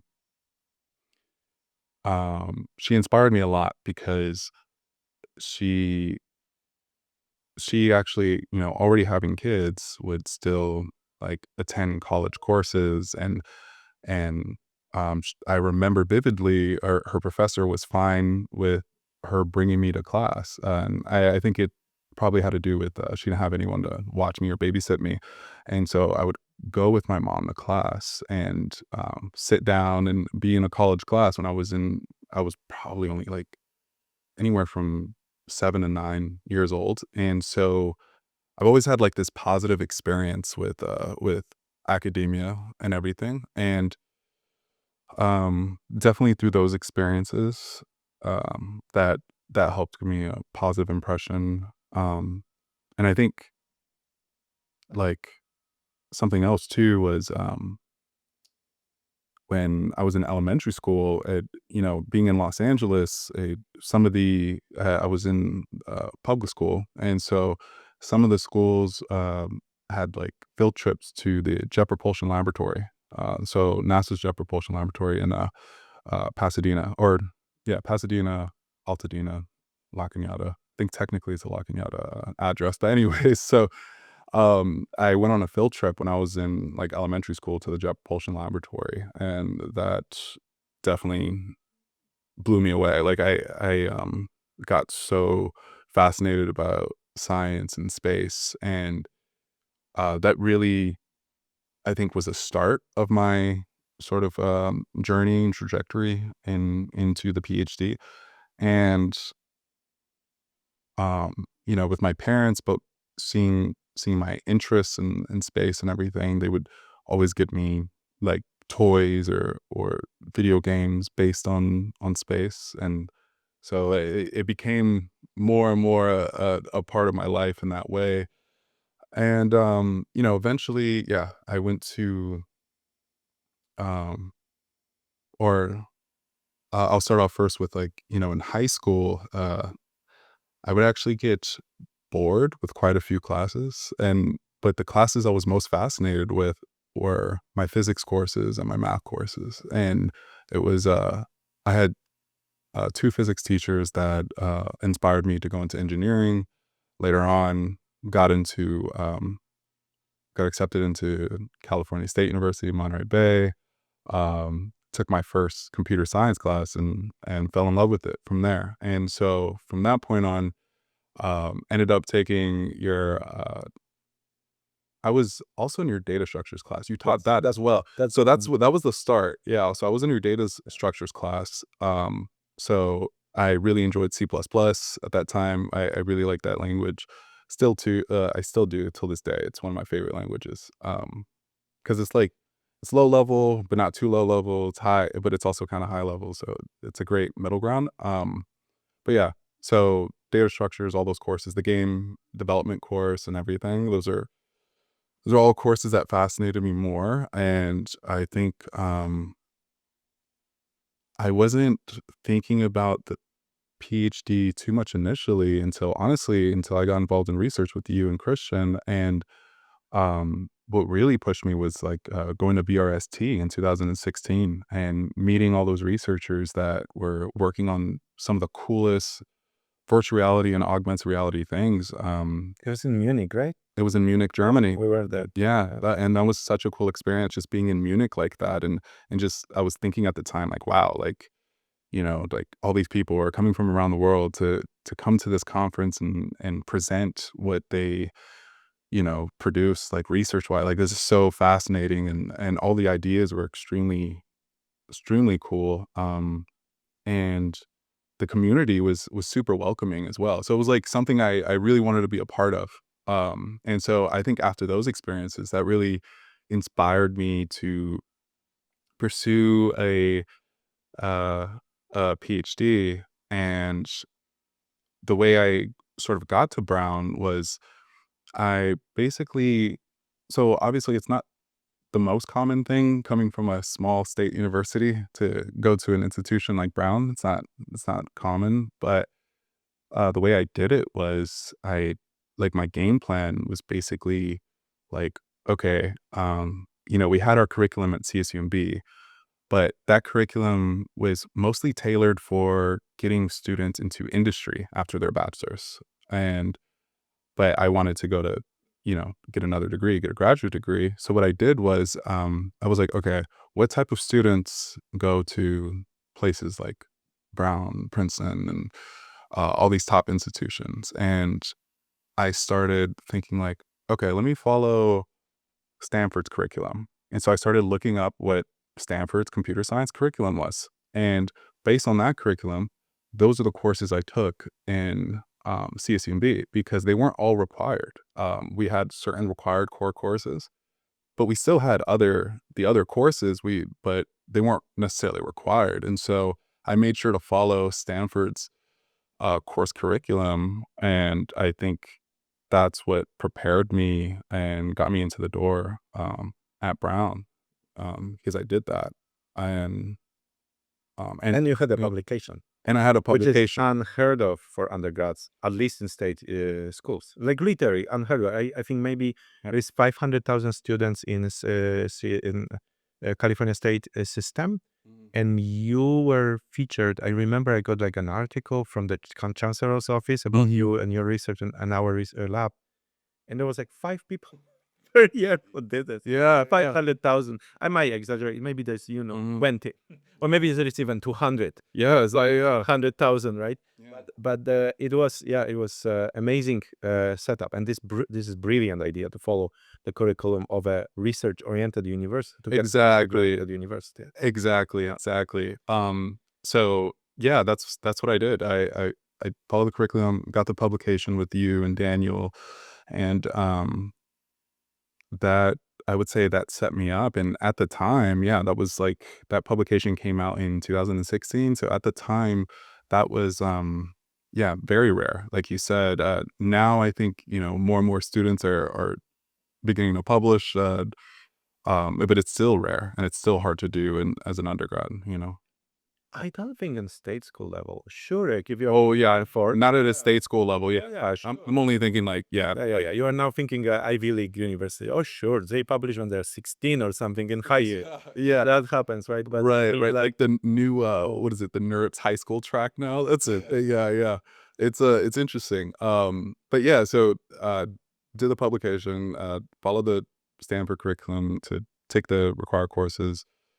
Did the internship. So I first interned at Intel as a software engineering intern, and then after I graduated, I actually took a gap year before I started the PhD program. I took a gap year to really just focus on my college applications, my graduate applications, and I during that gap year I was interning at JPL, the Jet Propulsion Laboratory, and so I was working on a virtual reality interface for visualizing space mission data. And so I did that for that gap year. And as I was doing that, I was applying to schools, but I also, it motivated me more to go into the PhD too. It was just affirming because my supervisor and all the supervisors and everything that were PIs and managing research teams, they all had PhDs, and they got to select the sort of or had more agency in selecting the type of research problems they were pursuing. And I think that's what I really liked is like being in a position where you can kind of shape the vision of whatever institution you're a part of. Um, and yeah, so that definitely motivated me more to pursue a PhD when I was applying during that gap year. And yeah, I eventually got to Brown, and since I've been working in the AR VR space and kept that up, and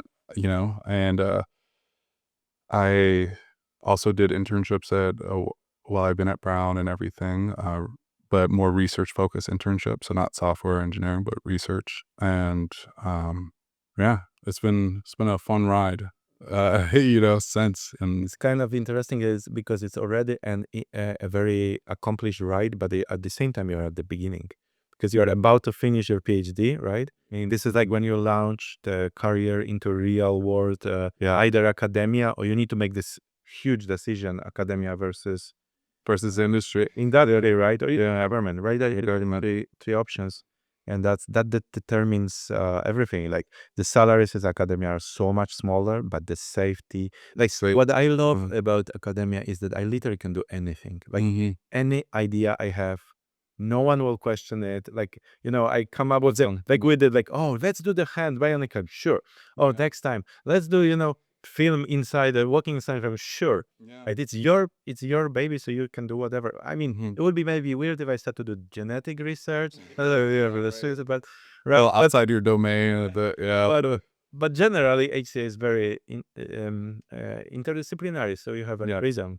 So it's always give you a lot of really highly recommended for people. I love this part of academia.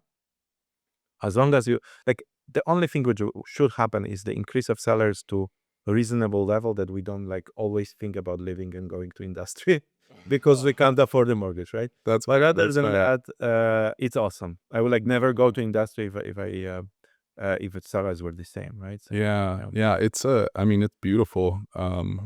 Academic research is super beautiful. It's such a fun environment to be in, and so yeah, we'll see where I end up eventually, but yeah, I'll be having to make that decision soon. Like within a year, it's coming. Yeah.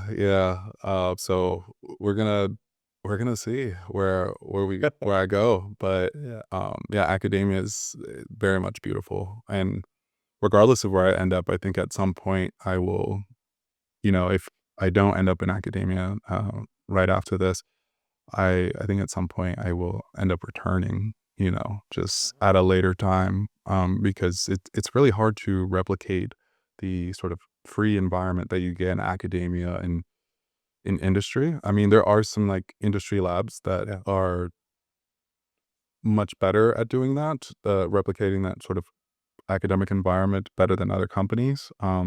But it's not common. So yeah, we'll just have to see with that.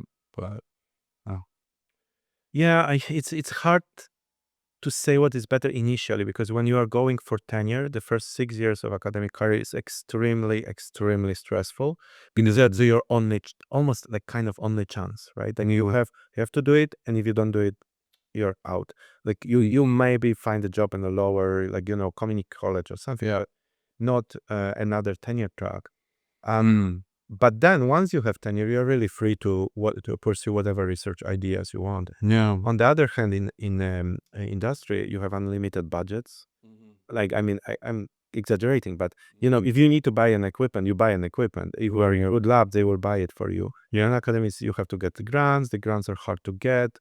A 12% chance, so you write like 10 grants, one you get, and so on. So this is yeah, I really don't know what I would recommend. Like in general, I love it, but the path toward it is very tiring, exhausting. Do you think the tenure path, like the first 5 to 6 years of pursuing tenureship, kind of like prepares you for already kind of having like recurring grants? Because I know when you or in a lot of situations when you earn one grant like 1 year or something, it's very common to earn the same grant in like following years. Like, do you think that influences the tenure process, and like that's kind of why it is the way it is, where you need a certain amount of grants, because it kind of like, okay, now we know this person is going to be fine research wise, like moving forward, because they're able to, secure these grants, but then Deliver, not like waste and deliver. Yeah. So they're able to deliver and actually be like productive. And then once you have those grants, it's like you already kind of have a name with whatever organization or institution that was providing those grants as well. I think this world is ending, maybe to a degree, but also it will depend, right? Like if you are at Brown and at Ivy League university, I'm sure it works like this. And I was on panels on, I cannot say which panel because it's secret, right? When you are on a review panel for grants, I did feel like if somebody comes from Harvard and they are asking for the third extension of this grant or third grant in the last 6 years, and they delivered 200 papers in the previous years, then it's no brainer, right? You almost no need to read the grant. People need to read it, but they know it will be good, and it will be there is no risk, because the agencies are super careful, and that's actually a problem. They're super careful to prove that they gave money to something that produced the research, because that's how they are measured. But that means that it kind of doesn't matter what quality of research, is more like an amount. It has to be a lot of papers in good venues, right? So that's a problem, because it would be better if somebody did one breakthrough than 7 okay, right? But they basically, they are judged by the fact that, at the end of the grant, you write a report and you have to prove how much production out of this money you got. So when they see a guy, running a lab with 10 PhD students or 3 PhD students and 10 masters, he will produce a lot of good quality research. So this is a no-brainer. That's more the reason than like if the same person moved to smaller college, the person themselves wouldn't necessarily automatically get a grant. It's like, do you have the infrastructure? Yeah. No, I see that. And yeah, maybe more grants should be a double blind or something where you can't see who the PI is Yeah, I be think and everything. so. Something like that, maybe. Yeah, because it is kind of hard to like, yeah, to kind of It's work. hard to break through for sure, but institution matters. I have experience both from, I applied from 3 different institutions. Okay. And right now I'm not the best of my career. And I got 2 grants from NSF at these institutions. I don't think my previous grant applications were worse than the one I got. I think it was because of institution. Basically the fact that it was respected institution with a lot of publications and so on helps. Yeah. As opposed to when I applied from institutions where I'm not known for research.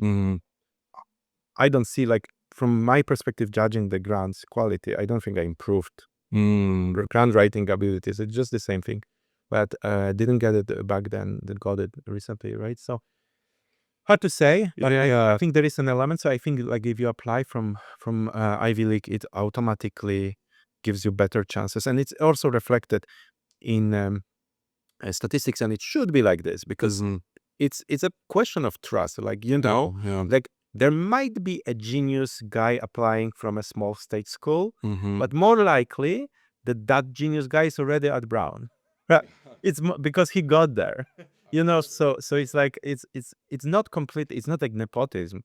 It's like that you are at top institutions for a reason. It's not accidental, right? Like, so I understand that. I'm supporting this merit-based system, right? So Yeah. yeah. No, yeah. It's But it's interesting. but I wonder if it will continue, because, right, there's a problem of overproduction of papers. The problem is that if you produce so many papers, then you start to be it start to be impossible to even read papers in your own field. Like Kai has, let's say, VRST, IEEE, VR, and so on. If you wanted to be up to date on all papers, you will read like few per day. It's Yeah, not possible, right? no, that's true. I have a mentor of mine at Dolby Labs, and he was telling me that he reads a paper a day. Like that just comes with the territory, right? Yeah.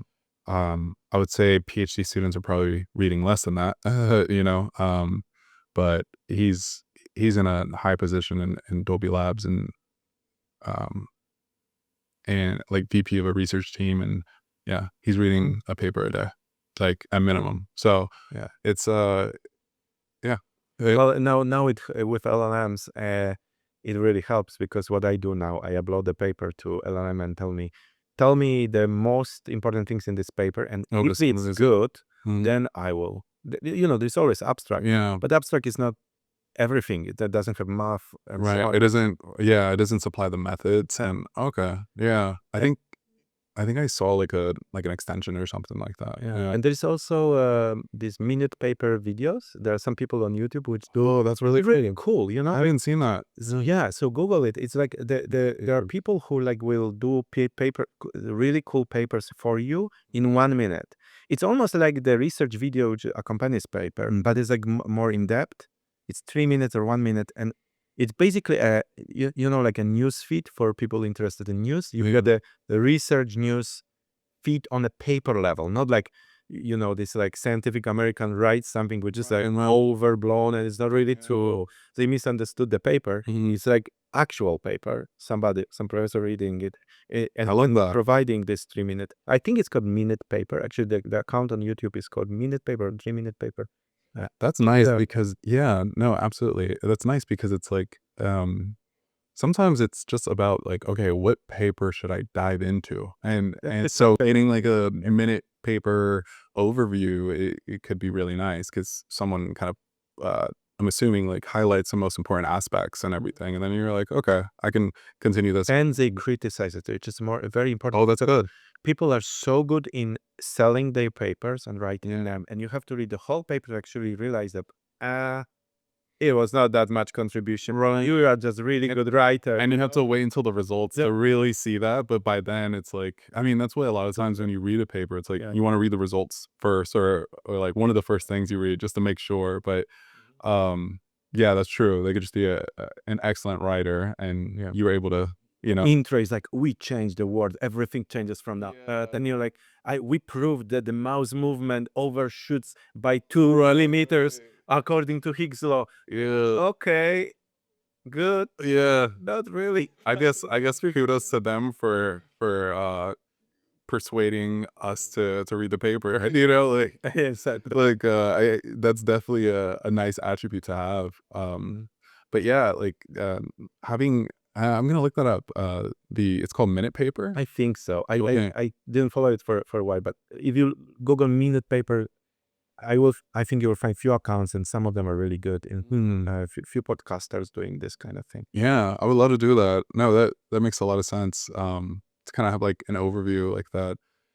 You were mentioning something before that about the before Minute Paper. It was still about papers. I was gonna relate it to something in the music industry, but I forgot what it was. I don't know what that was. No worries, no worries. We went on and Yeah. very fluidly.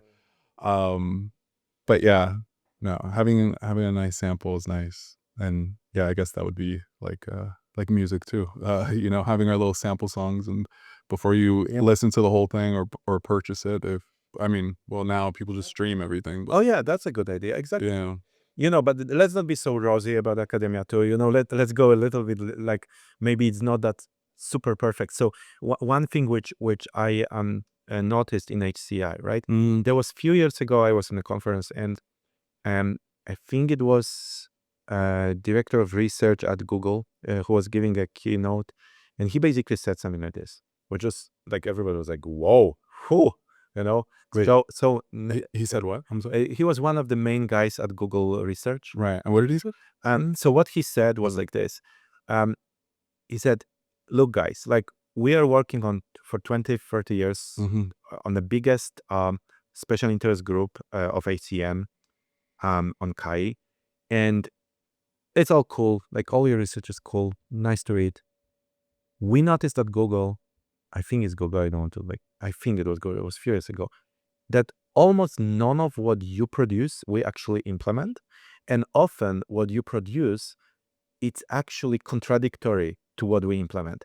And a good example in VR, I think it's a valid example, if I remember correctly, it was a virtual hand metaphor. So in the previous research, it was shown many times that if you are in VR and you just show your hands without the body, so without full embodiment, that creates a disconnect of the brain from your body. And that creates like uncanny valley effect. You don't have a good experience. You are out of immersion.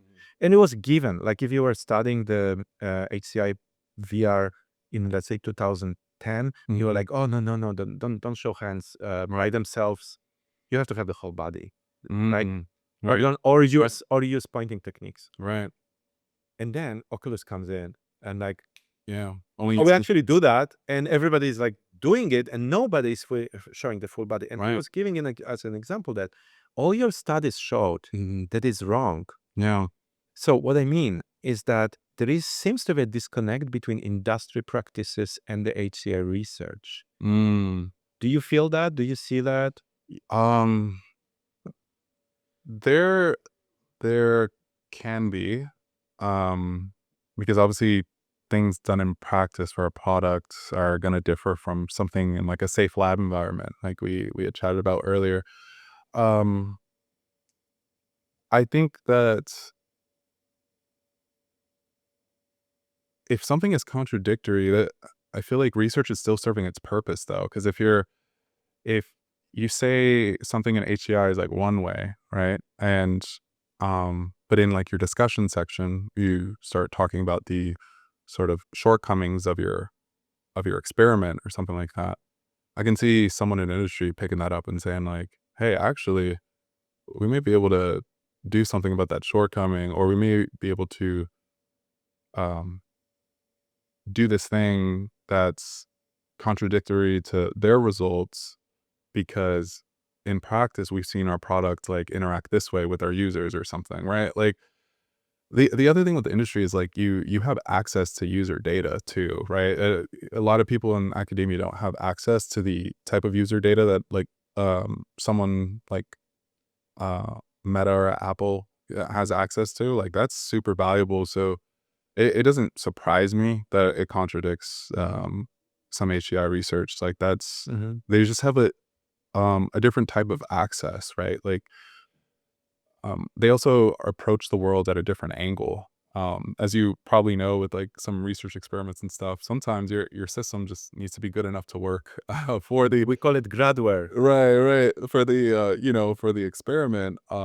Yeah. But so that's where the divide is like creating a full product that millions of people or several hundred thousands of people are going to use versus just creating some gradware, like you said, and Gradware, for people who don't know the term because it's in academia, it's a software written by graduate students for the purpose of experimenting on it, barely working, definitely not want to turn it into. It was put together quickly, it works, it proves the point, but it's not a product because you had limited time, right?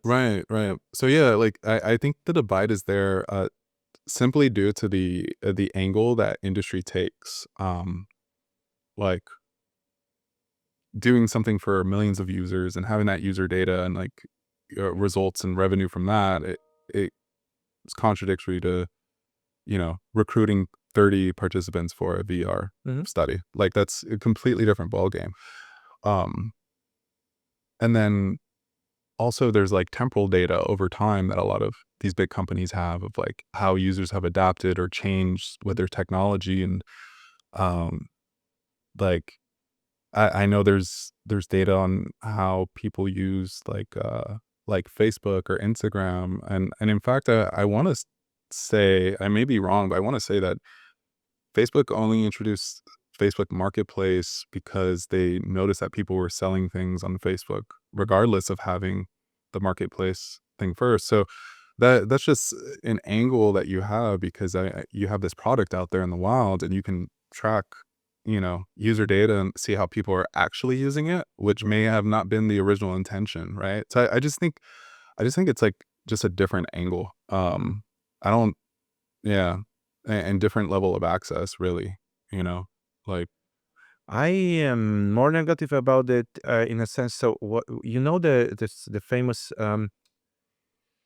a crisis in psychology. So there is this sad thing about psychological research that it was discovered that most of psychological results, research results, are invalid when you try to repeat them. And it is not because professors were trying to cheat or anything. It's because the most of the psychological research was done on students of psychology. The population was basically, you create an experiment, then you recruit people. Who is going to come? Well, it will be the subset of people who are interested in it because you either don't pay them or pay them very little, like $10, $20, right? So you get people nearby. It might be different ages, so you show like the population is different, the female, male ages, different ages, right? It's really psychology students. So there is now a joke that all the research in psychology are valid for psychology students, but not for the general population. And I have the same experience with recruiting students for HCI, right? Who is going to be recruited? Well, students, first of all, most likely. yeah. And hopefully not close to computer science, but usually some of them. So what you get at the end of the day, if we are doing like a research on interaction in VR, the people we are getting, and we capture it, we say it in the paper, right? We're not hiding it, but there are people who are actually very eager to do that. Like they are positively inclined for VR. They are going to deal with the issues and solve them while in VR. And then you get a result which is like very positive. And then give it to, I always say to my wife, who can break any system, she should be hired to work designs. You give her a system, she breaks it. Okay. And she Nice Q&A. yeah, she was UX expert too, so she's even better than she can break it. So and then you will find like 27 issues with no one else noticed, right? So and give it to general population, and give it to my grandma, right? Yeah. Then you get like actual real user. So that for me is a problem, and I think there should be a collaboration between large companies for providing data, or maybe less restriction on getting user data. Like one of the research I did, I published a game in Apple Store to do research. I literally, and I told them, like, when they download it, they would like be told, hey, this will be your clicks will be used in my research. They agreed, right? And then it was great result. It was significant and so on, right? But if I do it to 30 students, I will get statistical significance, which will tell me about that population's preferences, Yeah. not the general population. So I feel like that's the problem of population. I see what you're saying. Yeah, I that is definitely, it can be a problem. Yeah, I think it's like, it's also hard to do to get access to, that company data. How do we democratize that, right? Like, how do we actually say your data is still going to be safe from these random researchers at an institution using it? Like, your data is going to be fine. No, that's also pretty hard. But yeah, it'd be awesome if we could, have access to that. But it's also, yeah, definitely a privacy concern there. But then it's also like, well, why are we okay with companies using it, right? So Exactly, yeah. so it's kind of, it's hard. But I get what you're saying. Like, yeah, having things in the wilds is completely different from having like a very specific population. I do think that even if you have a specific population, yeah, it tells you some things, right? Like, you're still learn from it. But as far as when it comes to the bigger picture, that's it can be limiting for sure. So I agree with you. I think it'd be awesome to have just more industry collaborations where, because if you have like a legitimate collaboration going on with like some large conglomerate of a company, and most of these things are going to be contractual. So as far as like the data you have and everything and you have access to, um, I would hope that in those contracts, like the people whose data or who's providing that data, it's outlined like what the use cases are for, and they're protected in some way. But that's if you have like a collaboration going on. It almost feels like at times it's almost like you're semi-employed by that company at times. Like, if you have a collaboration with the company, so if it's like that, I think I can see something there. And I do think it's important to do something like that. For the reasons you said, yeah, we need to understand the population in the wild, not how they're using these products, So, not Maybe technology will bring it about more. Like, the how is it called? The Amazon Mechanical Turk was one of the Mechanical ways. Turk. Yeah. We did research when you have access to large populations all over the world to do specific tasks, and then you can infer something, like if you present two things, right? Yeah. A/B testing and so on. That was that's useful, but maybe there is collaboration between industry and academia, but usually it's like, in a sense, one way. So like they are paying you to develop something for them, but you don't get access to the user base. That's like, that would be the best to do. I'm sure the studies exist. I just never had a collaboration. Yeah. I have access to, I don't know, Facebook user base, and I can run an experiment on 3 billion people or whatever, right? So, Yeah, I would say for the most part, what I hear about those collaborations is that um, it's mostly like getting access to any systems that haven't publicly released yet, or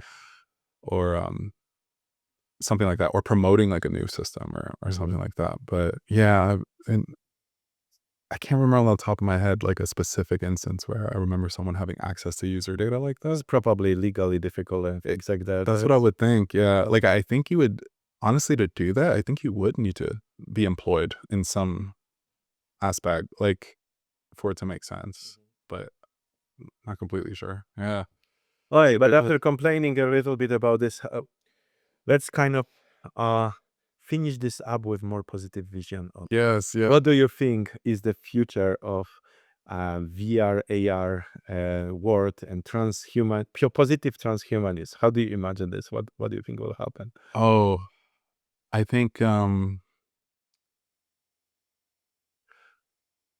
think accessibility, like we've been talking about, accessibility, being able to feel like something is an extension of yourself in order to interact with the physical worlds, like that's going to be amazing. It's going to level the playing field in a lot of ways. Being able to have access or interact with people across the world in ways that were unimaginable to us in the past, like long distance relationships will certainly benefit from that. I think that's going to be awesome.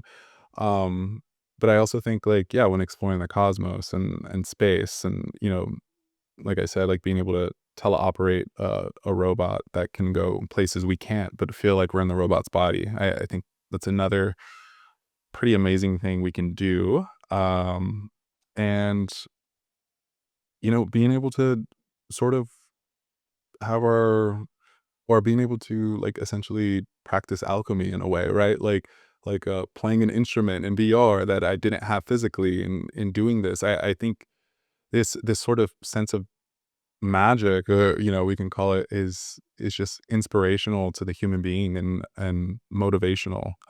Besides like just the functional part of, yeah, there's several AR VR use cases that are very functional and that could help us do things like remote surgery or um, training and things like that, or just creating things with like a little AI assistant in VR. Like that's great, but just the inspiration aspect of feeling like you're creating magic and VR and AR being a true uh, method of really expressing the human mind and consciousness in a more direct way than what was ever previously possible. Like being able to, we can imagine, speak and into like a LLM and then a virtual element pops up and represents exactly what we told it. Like that sort of expression from our human mind, I think can only be beneficial to people also understanding each other. Like I think that's what like world understanding and world peace has always been about, is like communication and being able to understand another person's thought processes and their mind. And I think being able to actually like create these virtual elements that are a direct projection of what we're thinking will allow other people to understand us. It's all about expression. And so It's a very cool vision. Really, like I hope it will happen. I hope so too. I We'll hope so see. too. We'll see. Maybe the world will be full of holograms coming directly from our imagination, Yes, yeah. being formed there. That's really cool. Yeah, That's- yeah, exactly. And yeah, it'd be awesome. It'd be cool to see Metallica as a hologram, you know? That's coming. That's coming. Yeah, yeah. Well, while we wait for it, thank you very much. No, It thank was a really you. cool conversation. Yeah. And thank you for coming. No, I appreciate it, Christoph. It's been too long, so But this is great. next time we have to repeat that. Absolutely, absolutely. All right. Thank you.